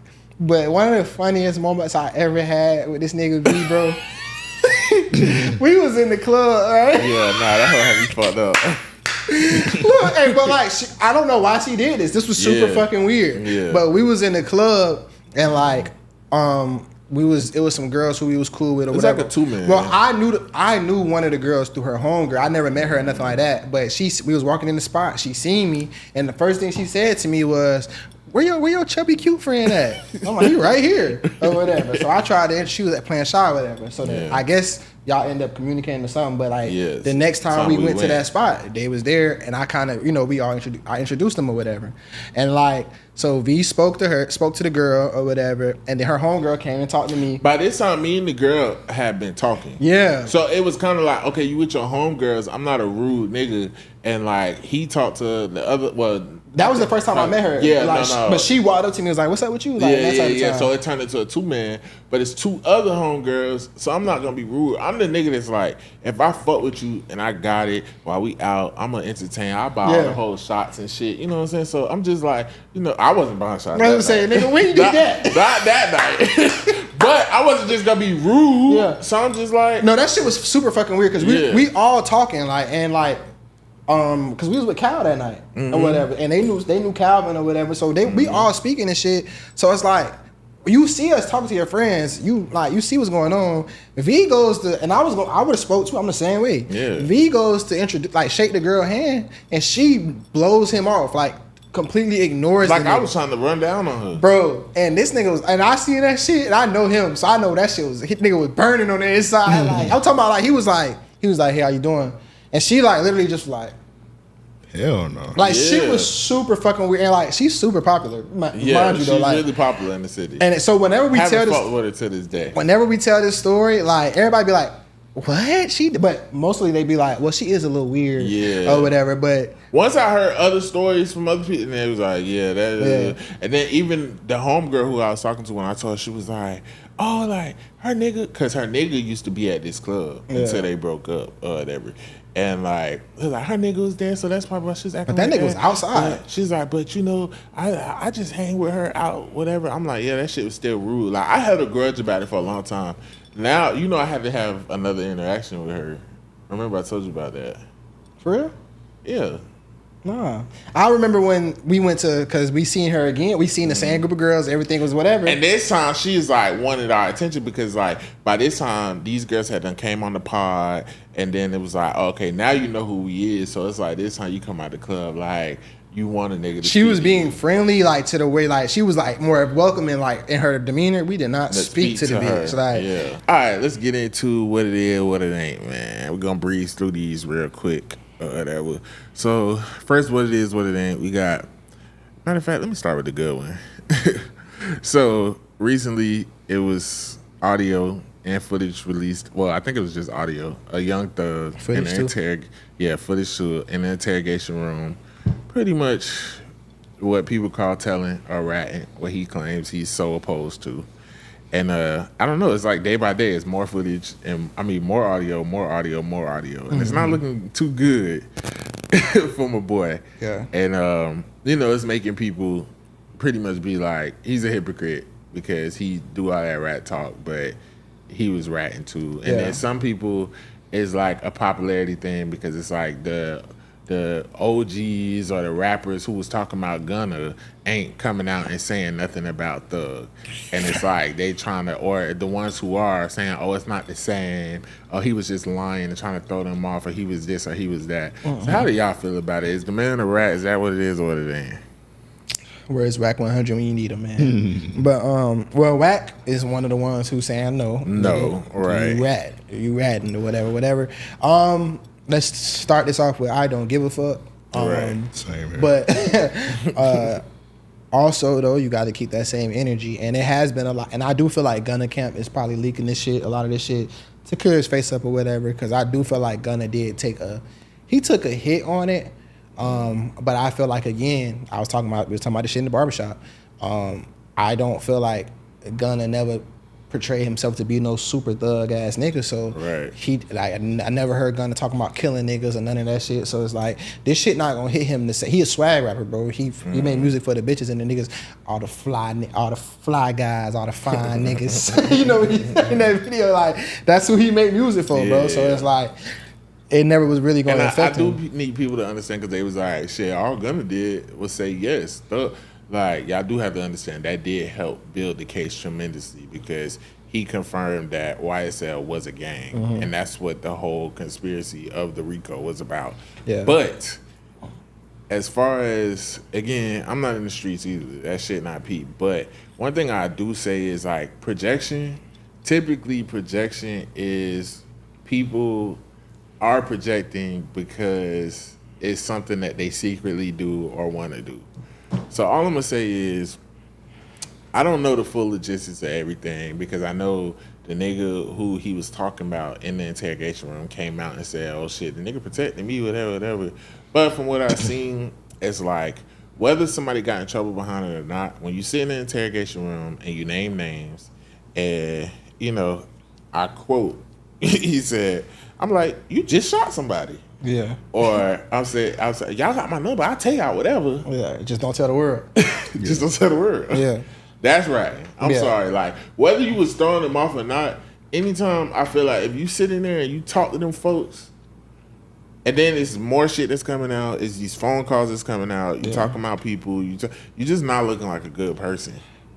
I mean, but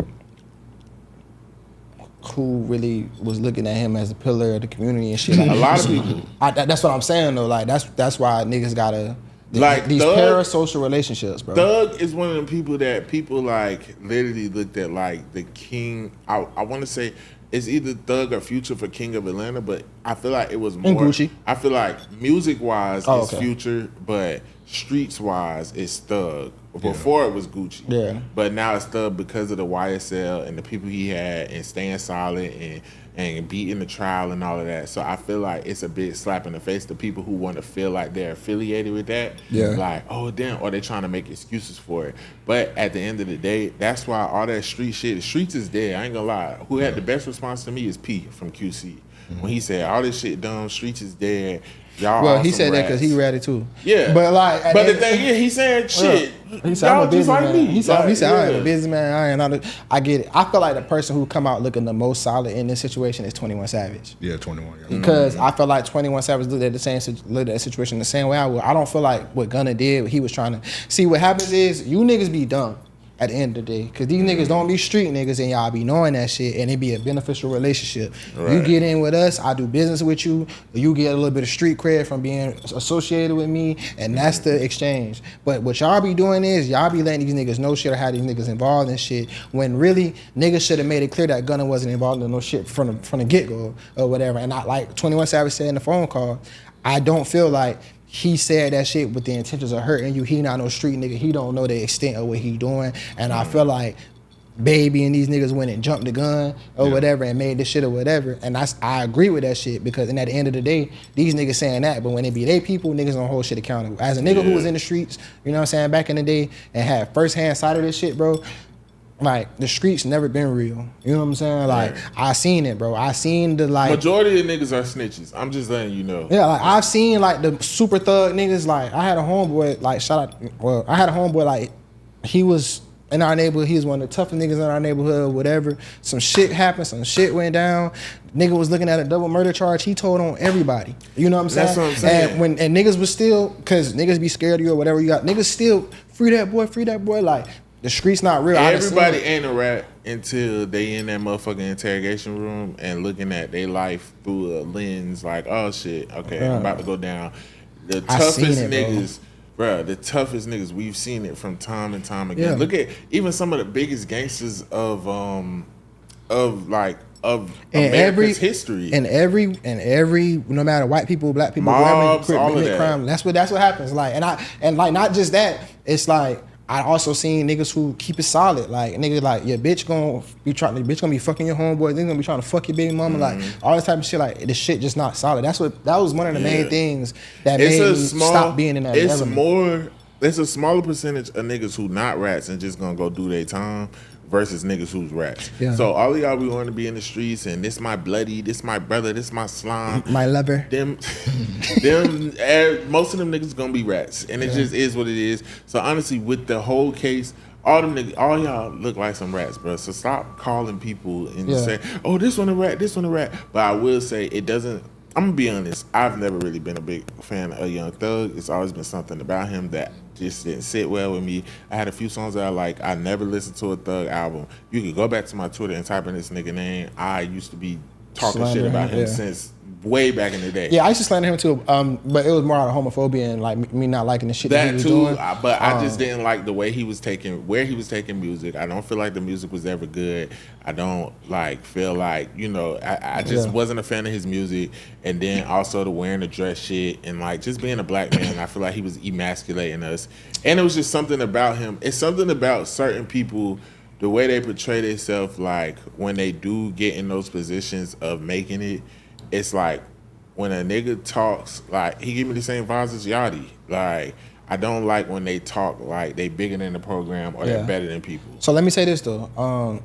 I do feel like there's a lot of nuance in the situation, but before I say that, like where I disagree with you as far as Young Thug goes, is I did develop an appreciation for him, like music-wise, because I feel like Young Thug is super influential or whatever. With me, I never liked clout chasing shit. So I felt like a lot of the shit he was doing was like shock value, clout chasing shit. I felt like the dress shit was clout chasing. Yeah. I never really felt like Thug was gay or nothing per se. Well, I did with the whole whatever. But the dress shit I felt was clout chasey. But as far as like musically, I developed an appreciation for Young Thug once I started listening to niggas like Uzi and Baby and Gunna and Key. Like when it's niggas that come from that umbrella and it's like, okay, I can hear the Young Thug influence in their music, and then you go and you have an appreciation. I can say this: I didn't like Rich Gang or whatever. I didn't like none of that shit or whatever because I felt like his influenced Rich Homie Quan a lot, to where like I was in Alabama when Rich Homie Quan first came out, early, though. and it was shit that was coming out. So it was like I didn't like that era, but now I do understand the appreciation. I like Young Thug music or whatever. He hasn't put out anything of value, of course, since he been out, but I want to say it's a lot of nuance in the situation because while he may not have handled that situation right, that's why I say the streets is done because it don't apply for no nuance.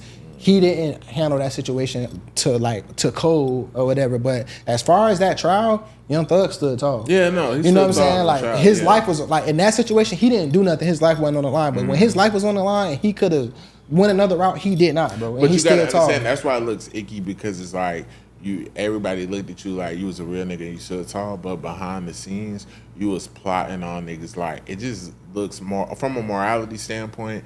It's like, yeah, I'm gonna drop on the same day gonna drop because I'm trying to smash that nigga, which that ain't word. And then it's like, oh, I feel this way about P from QC, and I feel this way about Baby, and it's like you was talking in there like you this big kingpin, and it's kind of like what Rollo said, like you just trying to turn everybody against each other, and it's just like, bro, it's so much bigger than that. Yeah, it was kind of like bitterness, like I went down, so I want everybody to go down. It's like a certain level. That's why I say in this situation, and I always had a high regard for 21 Savage. I fuck with 21. You know what I'm saying? Like, and I always had a high regard for him, and I always had a high regard for Baby too, which is why I don't like how he played this situation with Gunna.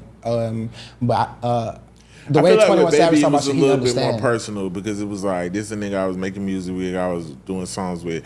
Now you got me looking bad because I think it was out of his love for Thug that made him act out of emotion and made him act irrational, where he couldn't, like, Baby, I felt like he never was really moved by certain shit, but I felt like his love for Young Thug and knowing how Young Thug, what he did for Gunna and Baby, and his own morality and expectations caused him to go out like that. So I got some grace there because I can understand that. But Baby also a real nigga. Yeah, so I can understand that, like, damn, but that shit went.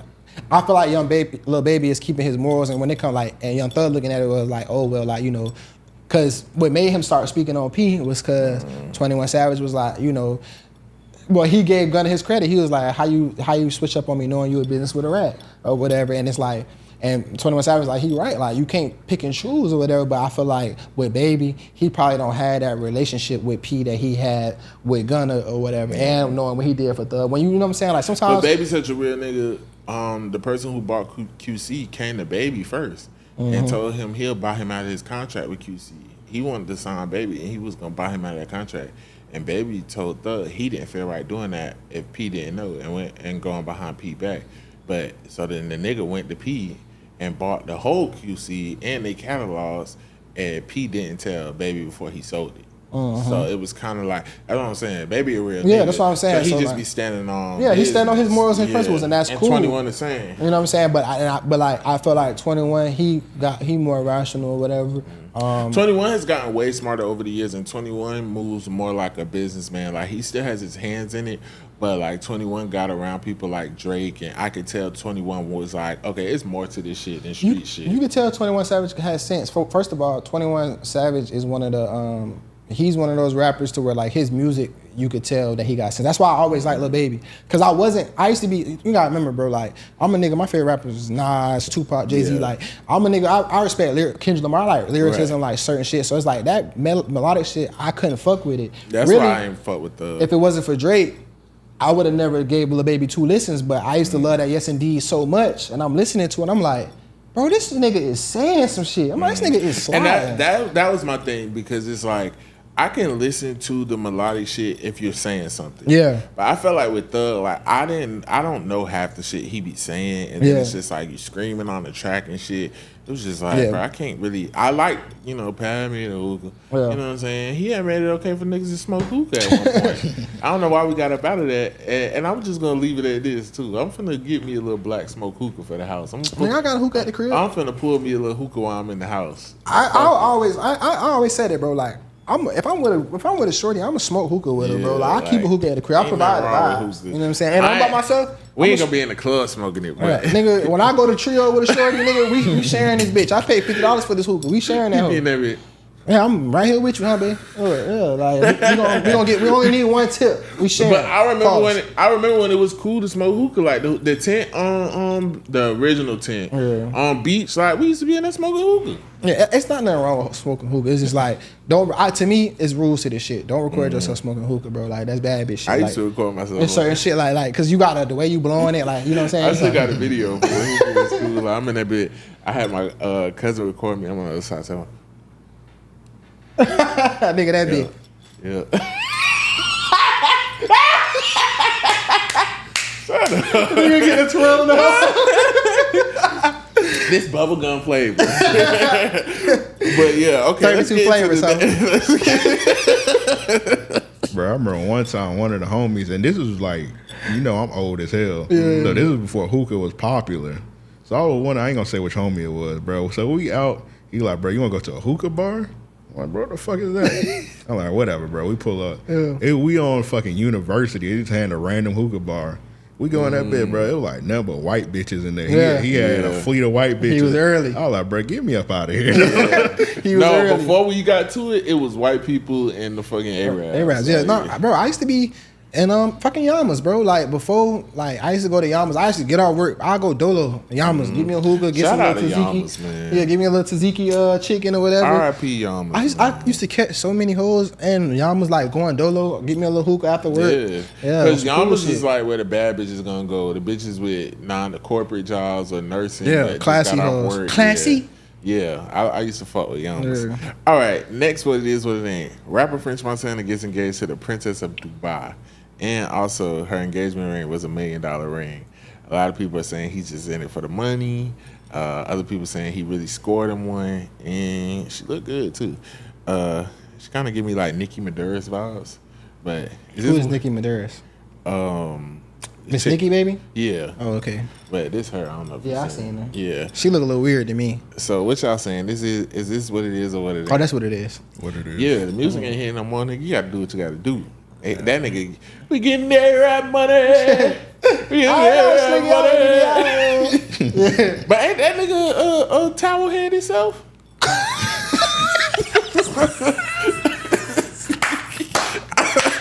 He Moroccan. He Moroccan, but that's still Arab. Yeah, that's same like shit. Arab Different, African. Yeah, potato. Yeah, shout out to keeping French. it in the family, bro. I don't nigga, yeah, he came up for sure. It don't matter, nigga. Marrying for status, whatever the fuck he doing. Like shout out to bro. And he got bread, but he ain't got that type of bread. But he got bread though. That nigga finna he one of the most high selling artists. So shout out to bro. And he fit right in with them. Like he look just like him. Yeah, he one of them. He from that part of Africa that's mostly Arab. Oh. Yeah. Well, shout out to you, man. Shit. I mean, his dating track was pretty. I know he dated Khloe Kardashian. I know he dated Trina. He did. He got a nice list. Yeah, he had a nice little roster. Yeah. All right. Well, shout out to Sneaky you. Sniper. Shout out to him. Hopefully he gets some money. Lastly, Travis Hunter and Leanne Lene announced birth of baby boy. A lot of people have come out saying like, damn, they hid that pretty well, or why did they hide it? And then you got other people saying this was the smartest move for them to do because to hide it. Yeah, to hide it. What y'all say? Is that what it is? What it is? What it is? Definitely. I'm so glad they hid it. Huh? For sure. Like damn, like niggas can't have privacy with their relationship and shit, and especially after people have been being so weird, grown ass men being weird. I seen the tweet that said niggas is mad that he got his wife pregnant. Right. But yeah, bro. Shout out to you, bro. Congratulations on y'all bundle of joy, bro. Yeah, no, for real. And you in the city, bro. Come fuck with the pods, man. Come do an interview. Yeah, bro. Real goofy ass down here, bro. Niggas extort you, nigga. Nah, shout out to Travis Hunter though. Yeah, that nigga be everywhere, bro. Yeah. He been outside? Yeah, he be outside, bro. I follow his YouTube. He be everywhere, bro. He be doing. I seen him. He be doing like random commercials for businesses down here. Yeah, like, that's love. Yeah, like he's showing love to the city. I think he a good guy, bro. Oh yeah, I think he a good kid. Nigga. Yeah, hey, bro, come do the pod, bro. Streets need you. Just shout us out, bro. We fuck with you, bro. Yeah. Nigga, number one fans over here, I'm bro. glad you got her pregnant. I'm for the congratulations on your bundle of joy, man. Hold up, V. What's his jersey number?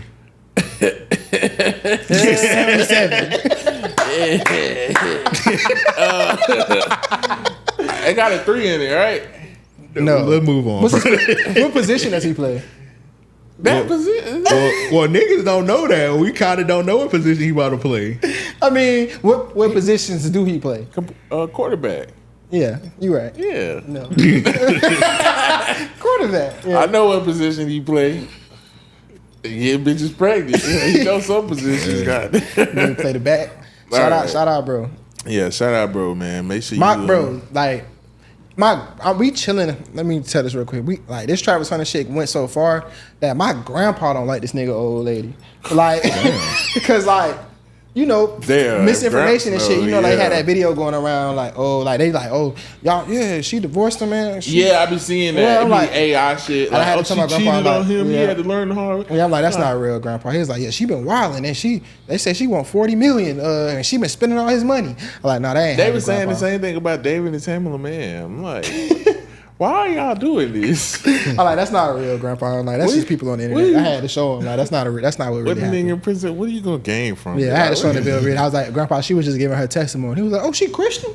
I'm like, yeah, she Christian, grandpa. Like, some AI shit be like, no, it was. Oh, them. I ain't gonna lie. I'm glad I didn't tweet it because them Blueface pictures got they me had at you. first. I thought they were real. I thought they was real. I was like, this freaky ass nigga on. Yeah, nah, that's a crazy image. But then once it says AI and I went and zoomed in on something, I was like, oh, this is AI. Once they let that shit move in video form, you could tell. AI getting scary though, because sometimes it be hard to tell. Like that Sleeper Prince shit got me an amp. Oh yeah. I was like, oh damn. All right, let's get in the shout out rock out. The subject today is X talk. Not sex talk. X talk. EX. X talk. Okay. All right. Hey fellas, my name is Tay and I'm from Illinois. Me and my boyfriend have been dating for a little over a year and everything is great. But he for some reason always talks about his ex and it annoys me. At first, I felt we were telling each other our traumas from our past. But I feel like anytime we have a conversation about relationships, he always has a reference from his past relationship. It's starting to make me feel like he still has feelings for her. And I IDK how I feel about that. I finally brought it up to him, and his excuse was he just can relate a lot of things to that past relationship because he was in it for so long, and he doesn't do it intentionally. However, it is a part of his past, and he just felt comfortable enough with me to open up about the traumas of it. I began to start talking about my ex more, but it doesn't seem to bother him like it bothers me. Am I being shout out and not realistic? I know as women can be emotional, LOL. So I wanted advice from men because maybe y'all been through something like this before. This is a good one. Shout out to Tay. I get told this in every relationship. You scared me at first. Okay. So, women always tell me I talk about my exes too much. Yeah. No, I was finna say I feel like this is something we both do. I feel like this is something we both do. And for me, I have women tell me this shit like, oh, like, you talk about, or I feel like you just be going too much into detail, and it pisses me off, honestly, like, cause I'm like, damn, bro, I'm just like talking to you, like I'm with you, I'm not thinking about these hoes, it's not that, but it's like, I am somebody who's like, I'm open, bro, like, and you talk about your situation or whatever, like, but I feel like with women, I feel like they can talk about their shit. And it's like when you talk about yours, it kind of be an issue, you know what I'm saying? And it's like I spare a lot of details. It's not like I'm talking about her pussy was good or nothing. But that's what they hear in their head because they'll be like, yeah, because my last nigga like, oh my god, I never cleaned the kitchen. I'll be like, yeah, me too. That bitch ain't never cleaned the kitchen. And they hear all she heard was, yeah, that bitch let me fuck her in the kitchen. It's like I just feel like some women are okay with knowing about certain shit and talking about certain shit. Like I'm okay and cool with talking about certain shit. But if you're one of those type of women who like I can't talk to you about my previous relationships and shit like that, then I don't want to hear your shit. You know I done been through that. I was like, I remember one time she was like, oh, all you do is talk about your ex. What? You still in love with her? I'm like, I don't say shit when you talk about your baby daddy. Like, I understand that you was with people before me, and you just relating it. You just relating a situation or talking about some shit. Now, that's the difference if I be like, yeah, that's the same color my ex used to wear, or it's a difference. If we talking about some traumatic shit, and I'm just talking about my experience, but then it's like, and me, I'm a big when like the way I communicate, I like to talk from experience. Yeah. So I'm gonna say like if it's something about a relationship or we watching a movie or something, I remember I went through that with this girl, but I had to learn like don't say the names, just say like, oh, I'd be like my first ex, second ex, something like that. But it's like now I'm gonna elaborate, you know what I'm saying? But you can't say too much. I don't feel no type of way when my girl say something about her ex, but like I actually just recently went through this with my girl not too long ago, and she told me the same thing, and I always felt like she was different in that area because she allowed me to express myself. She hurt your feelings a little bit. Yeah, she you never, like, damn, you she never me? say nothing, but recently she told me like. She got quiet when I was talking about something. I said, what? I said, do you feel like I talk about my ex a lot? She was like, you do. And yeah, it does irritate me a little bit. Like, and I'm like, well, I feel like we talk from experience and stuff. But I understood how she felt because she had actually brought up her ex not too long ago one time. And I felt like what we was talking about, it just didn't need to be brought up. And it kind of irritated me a little bit. And I was just like, oh, okay. And then that's when we had a conversation. And I was just like, well, I'll work on it, but I don't want to feel like I have to walk on eggshells or watch what I say. Yeah, I'm the same way. Just to answer your question, I do feel like you shot out, and I'll say why or whatever. Because while your feelings are regular or whatever, you try to start talking about your ex more to try to make him feel some type of way, and he didn't. Or whatever, and I don't like shit like that. Like, that's you know what I'm saying? Tit. Yeah, I don't like shit like that or whatever. I don't like women who try to get reactions out of me and do shit like that. But as somebody who has heard this before, it's like I feel like I always get annoyed because I create an environment to where we can talk about anything, and like I've had women tell me that, but they don't even realize like you done told me the same story about your ex or whatever. I just don't say nothing. Yeah, you know what I'm saying? But it's like, oh, whenever you talk about a woman or whatever, it's like, oh. You was talking about that for 10 whole minutes. It's like I was telling a story that required we was having a conversation where whatever, and you talked about shit too. But it's like you just don't like to hear it, and I don't like just because you don't like to hear certain things or you don't like to picture me with somebody else. Don't make it seem like I'm wrong for what I'm saying. You know what I'm saying? I don't like that type of shit. Meanwhile, you work with a nigga you used to fuck. And I don't say nothing about that. Huh? Looking at it. But nah, yeah, I just don't. Oh, yeah, you got to see a nigga you used to fuck with. Yeah, and then it's like I never bring because I just don't like that shit. So I don't feel like he's wrong for doing what he does or whatever. Especially, okay, you can feel uncomfortable with it, but it's like, okay, well then y'all don't need to talk about that shit. And there's ways of knowing if somebody keeps talking about somebody, but in like I have learned two different things. I've been with girls who like, I learned like, if she bashed a nigga too much, that's the nigga she was like deeply in love with. And she might still. The nigga she don't talk about a lot, whatever, sometimes you gotta know your bitch. Yeah, still can be a little active. Yeah. What I learned though is women downplay. That's the safety nigga. Yeah. If she don't talk about him a lot, she make it seem like it was nothing. That's the nigga she be using for a rebound when, you know, things don't work out in relationships. But the nigga she bashed and she hate the most, that's the nigga she had the most love for. Yeah. Yeah, like I just don't be liking that shit. But, you know, I can see if this was like a year ago. Because remember, I had to tell you, like, hey, bro, you talk about that whole a lot on the pod, bro. Remember? It's shit like that. To where, like, you could tell when a nigga still got ill. My family told me that. Yeah. And I was like, damn. Like, real? you could tell when a nigga still got, like, he's still bitter or still got ill will or whatever. But we just talking about shit, like, whatever. It's like, I know everything about you. Everything that happened with you and this nigga or whatever. And it's like, if I ever bring up anything, you just, like, get quiet. Because I also don't like that, too. I feel like sometimes women, we want you to open up and talk about shit, but I feel like sometimes women be really selfish. Like, I can tell every time you get quiet on me when I talk about some shit. Yeah. I can peep all that to where, like, when you start acting like that with me, like, I don't want to hear the shit you talking about because I know you're not going to reciprocate the same energy. So it's like, but I can peep that type of energy. And, like, I'm so the type that's like, once a woman tell me something about a nigga or something they went through, like, I'm going to make a joke out of it. I'll probably bring it up more than you. Like, for instance, my girl, she told me and showed me, like, her ex had bought her some fake designer shoes. And she ain't know until after the relationship, she was just like, I'm going to sell these bitches on eBay. And they sent them back. And like, it's not that. Yeah, it's not official. So now I'd be like, are them real today? You know what I'm saying? Shit like that.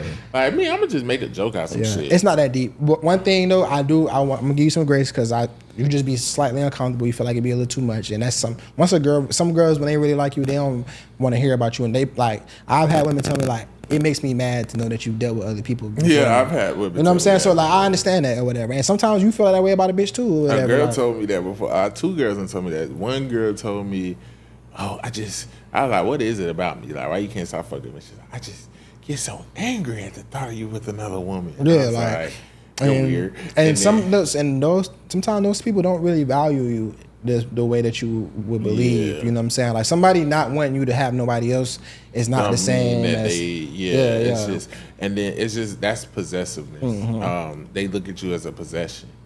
And I've had a woman tell me also too, because I brought up something about it, and so we was talking about something and she got quiet, and I was like, "What?" And then she was just like, "I don't know. I just hate, like, I wish no other woman got to experience you before me." Yeah, it'd be like that. It'd be like I'm that. gonna be, oh, I should have looked at the red flag. Yeah. And it's just like, nah, you just gotta know, you know what I'm saying, be realistic. So I would say, I'm not gonna totally downplay you, because as a woman, by you even writing into us and asking us, are you being too emotional, and you wanted a man's aspect instead of running to your homegirls who would have just validated you and from their own feelings too.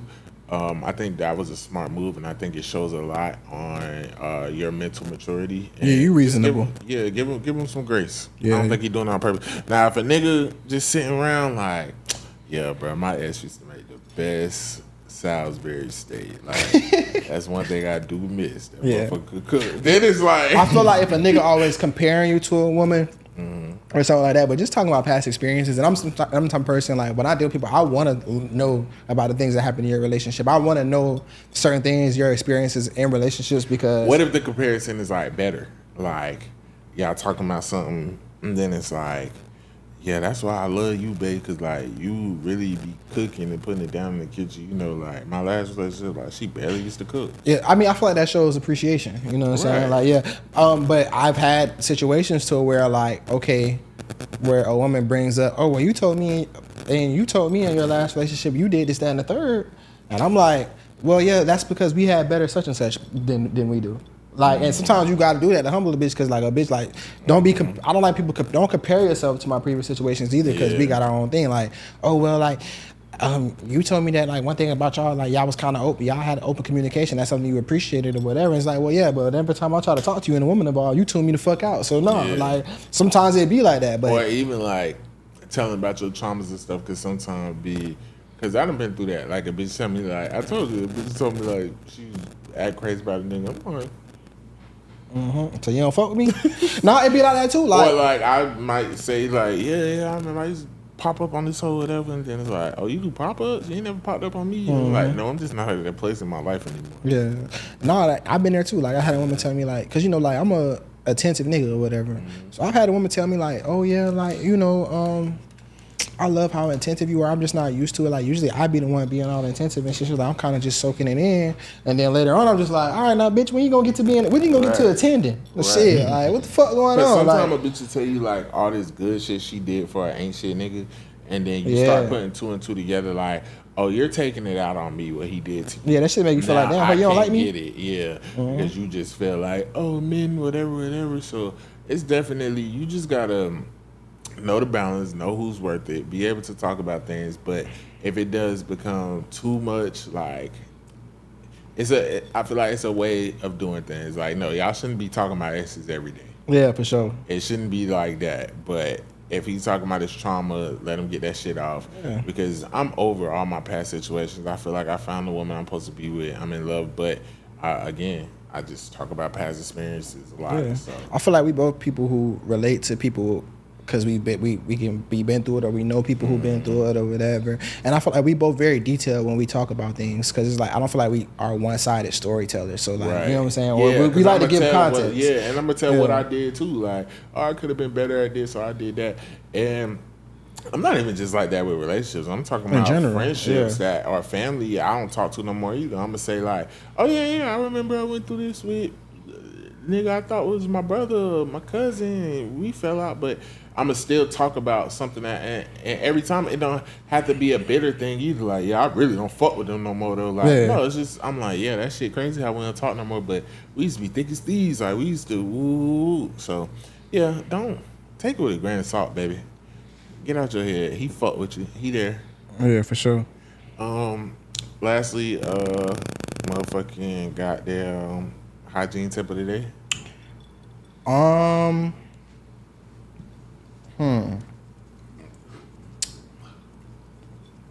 don't really have one. My hygiene tip is I'm going through something right now. I wasn't gonna talk about it, but y'all, I got a fungus on my big toe. Socks, nigga. You think that's where it came from? I don't know. But is it fungus? It's crazy. I've just been looking up fungus and learning about it because I've always had good feet. And do you when you on the road, do you take showers out there? Mm-hmm. That's where it's probably. My dad had the same issue. Well, I wear shower shoes. Yeah, that still can happen. Yeah, even if you wear shower shoes. But it did start like almost. I started noticing it like almost 2 years ago when I was over the road. And then I was like, where the fuck did this? And then like I will use their towels sometimes, the truck stop towels, to dry my feet. And I was like, where the fuck did this fungus come from? But it was small. But fungus is like, it just slowly spreads. And it's hard as fuck to get rid of. I do smell feet this episode. I'm not gonna lie. I ain't gonna lie. When you had your foot up, I was looking around. It ain't even that foot, I was nigga. smelling feet. No, it don't stink or nothing. It ain't. Like it's a light fungus. Like it's not black. It's nothing like that. But it's growing. It's under your toenail. Yeah, under my toenail, and it's lifting the toenail up. So I'm finna have to find a podiatrist to cut the toenail off so it can regrow. Yeah, damn. Yeah. So just be careful with the fungus shit. You know what I'm saying? Well, maybe we want to be open about it because I seen Super. She had made a video and she was basically saying she caught it from her husband. Like, 'cause he had fungus on his feet and she wore his slides one time. Like, it's very contagious. I'm like, damn. You got on socks today? No. You might need to start wearing some socks, bro. I don't. That's not where it came from. I know, but you probably just told you it came from the truck. you probably should wear socks. So like, cause now once the fungus gone, the shit in all your shoes, just hanging out. No, but that's why I know it's not a bad fungus because usually it'll spread to other toes. It hasn't spread. And yeah, and I try to use these fungus drops and shit. Shit won't go away. Yeah. So, you want to see it? Nah. I don't want to throw my dad under the bus, but his shit was, bro. That nigga toes was insane, bro. If that bitch spread, that bitch had your toenail looking crazy, bro. Yeah. That's why I'm gonna go to a podiatrist. Yeah, take your ass to a podiatrist. My mama had to get one of her toenails cut off and restart it because of that. And then it had spread to the other big toe. She had to get that one cut off too. I was like, damn, did they cut off your toes? She came home tracking blood all through the house. I'm like, what the fuck going on? Yeah, so I got to get that about that. So, man, take care of your feet. Because y'all know I'm big on taking care of my feet, and I always had nice nails. But, yeah, you just put it in context. I definitely believe that's probably where I got it from. Because I'm like, I don't wear other people's shoes and shit. Yeah. Yeah, nah, I don't have one this week. Pretty much same shit I've been on. That or I got it from the because, you know, they don't be... You can't say that, bro. Oh, I said towel head earlier. I mean, that was funny. That but was Keep funny. that in. But no, we're gonna keep towel Put that in. But is no. It's certain groups that you can say certain shit about. You can't like, no. I got an aunt who got little eyes, and her username is literally like. Yeah. So speaking of Love Island, one of the contestants on Love Island, she was like a staple on the show this season or whatever. They sent her ass home because people with these hate trains. She had a post like she was calling her eyes cheeky or whatever, and she's a white woman or whatever. I thought her eyes are what people would describe as chinky, but everybody don't know that that's a slur. Like that's one of the slurs that people don't know that it's a slur, and it's not offensive. You know what I'm saying? Like, but the word is offensive. So when you use, it's like niggery, like saying like, oh my lips a little niggery. You know what I'm saying? Like Really? Yeah. Well, who used to use it? Is like that started with white people calling them Of course, they always they start slur. everything. Yeah. Irish slur. fucking chicks. Yeah. Yeah. Yeah, like it's just like it's one of those. So yeah. You know, I didn't. But you know, like Hispanic people call white people gringos. Yeah. That's like a derogatory term. it's not like derogatory. It's just a term for like foreigners. So it's like if we was to go to whatchamacallit, they would call us gringos too. Oh. Yeah, it's not really like offensive.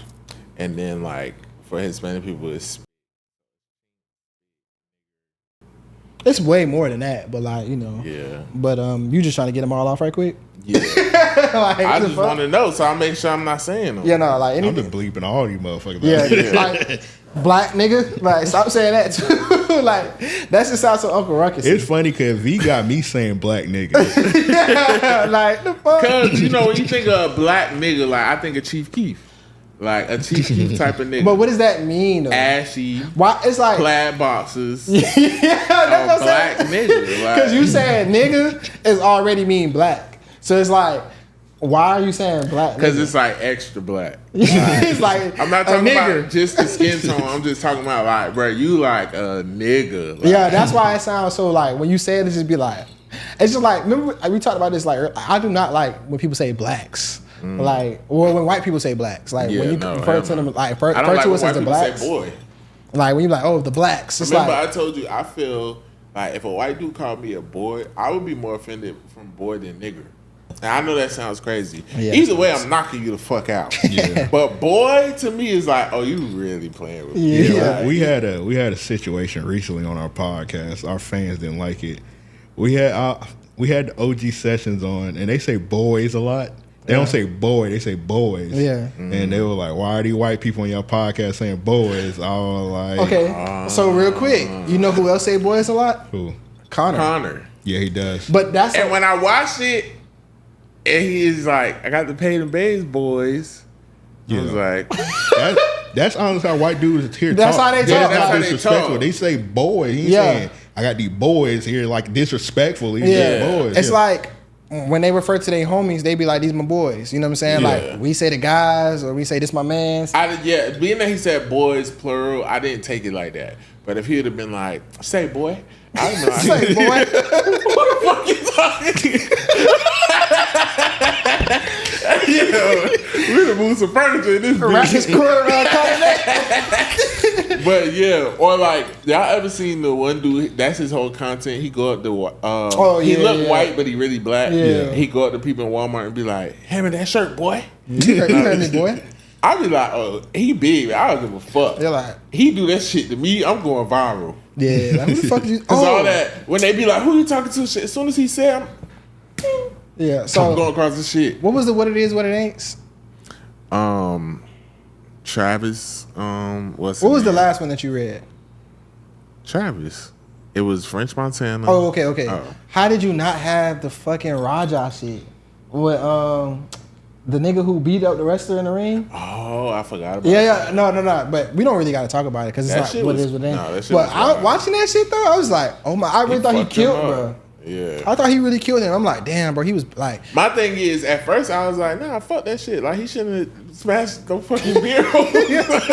But then when I seen, like, before that happened, he was like, oh, I really didn't know. I thought we was acting like this wrestling. And he apologized. It was like, all right. I felt like that was bullshit, though. You think it was bullshit? I felt like he was fucking with him. I felt like it was racist because he was the only black dude, and like they were just back. Only reason the camera was there was because Raja was live. But like, why you hit me with a beer can? We just chilling in the back. Like we're not in the ring. Yeah. But I was looking at it from a place of like, they probably like, oh, this is what's his name, Michael son? Jackson's Like, son. this gonna get us some clout, like type shit. But when I seen him apologize, I was like, oh, okay. But it's like it's not a part of the show, fuck nigga. So it's Yeah. like don't do that. But so for me, Stone Cold Steve Austin. bro, for me, first of all, like the way he slammed him, I'm like, okay, this clearly was like in the script for him to do. Like this was a work. Like he was supposed to like pick It him was up, the slam him. punches that was But OD. even the way he slammed him, like was on some Goldberg shit. Like I'm trying to hurt niggas for real. Like and then outside, but like I'll always cringe to where I don't give a fuck how mad I am or whatever. Like if you knock somebody out.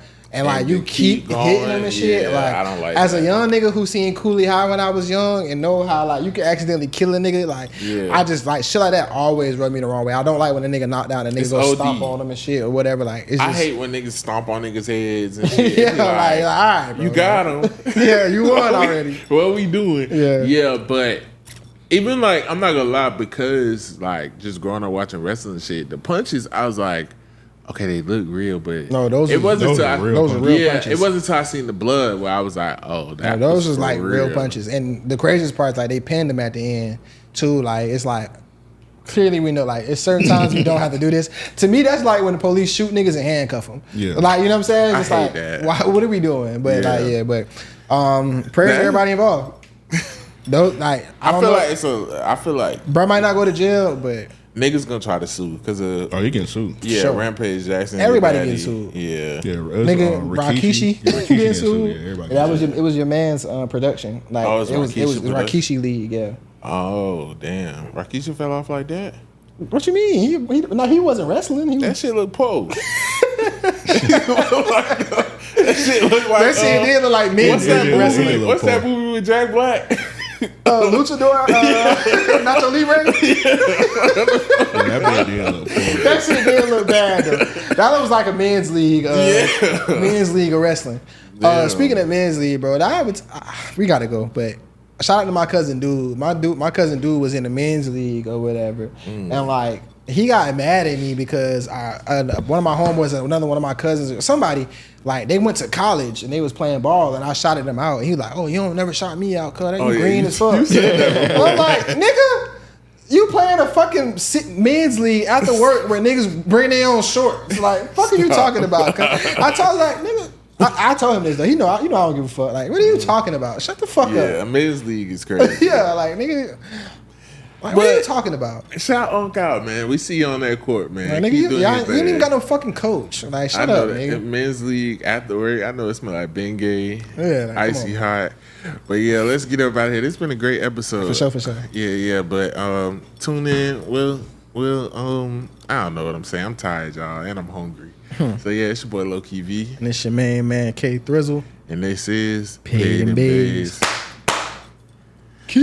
It paid a bad house. Get money and wash your ass out.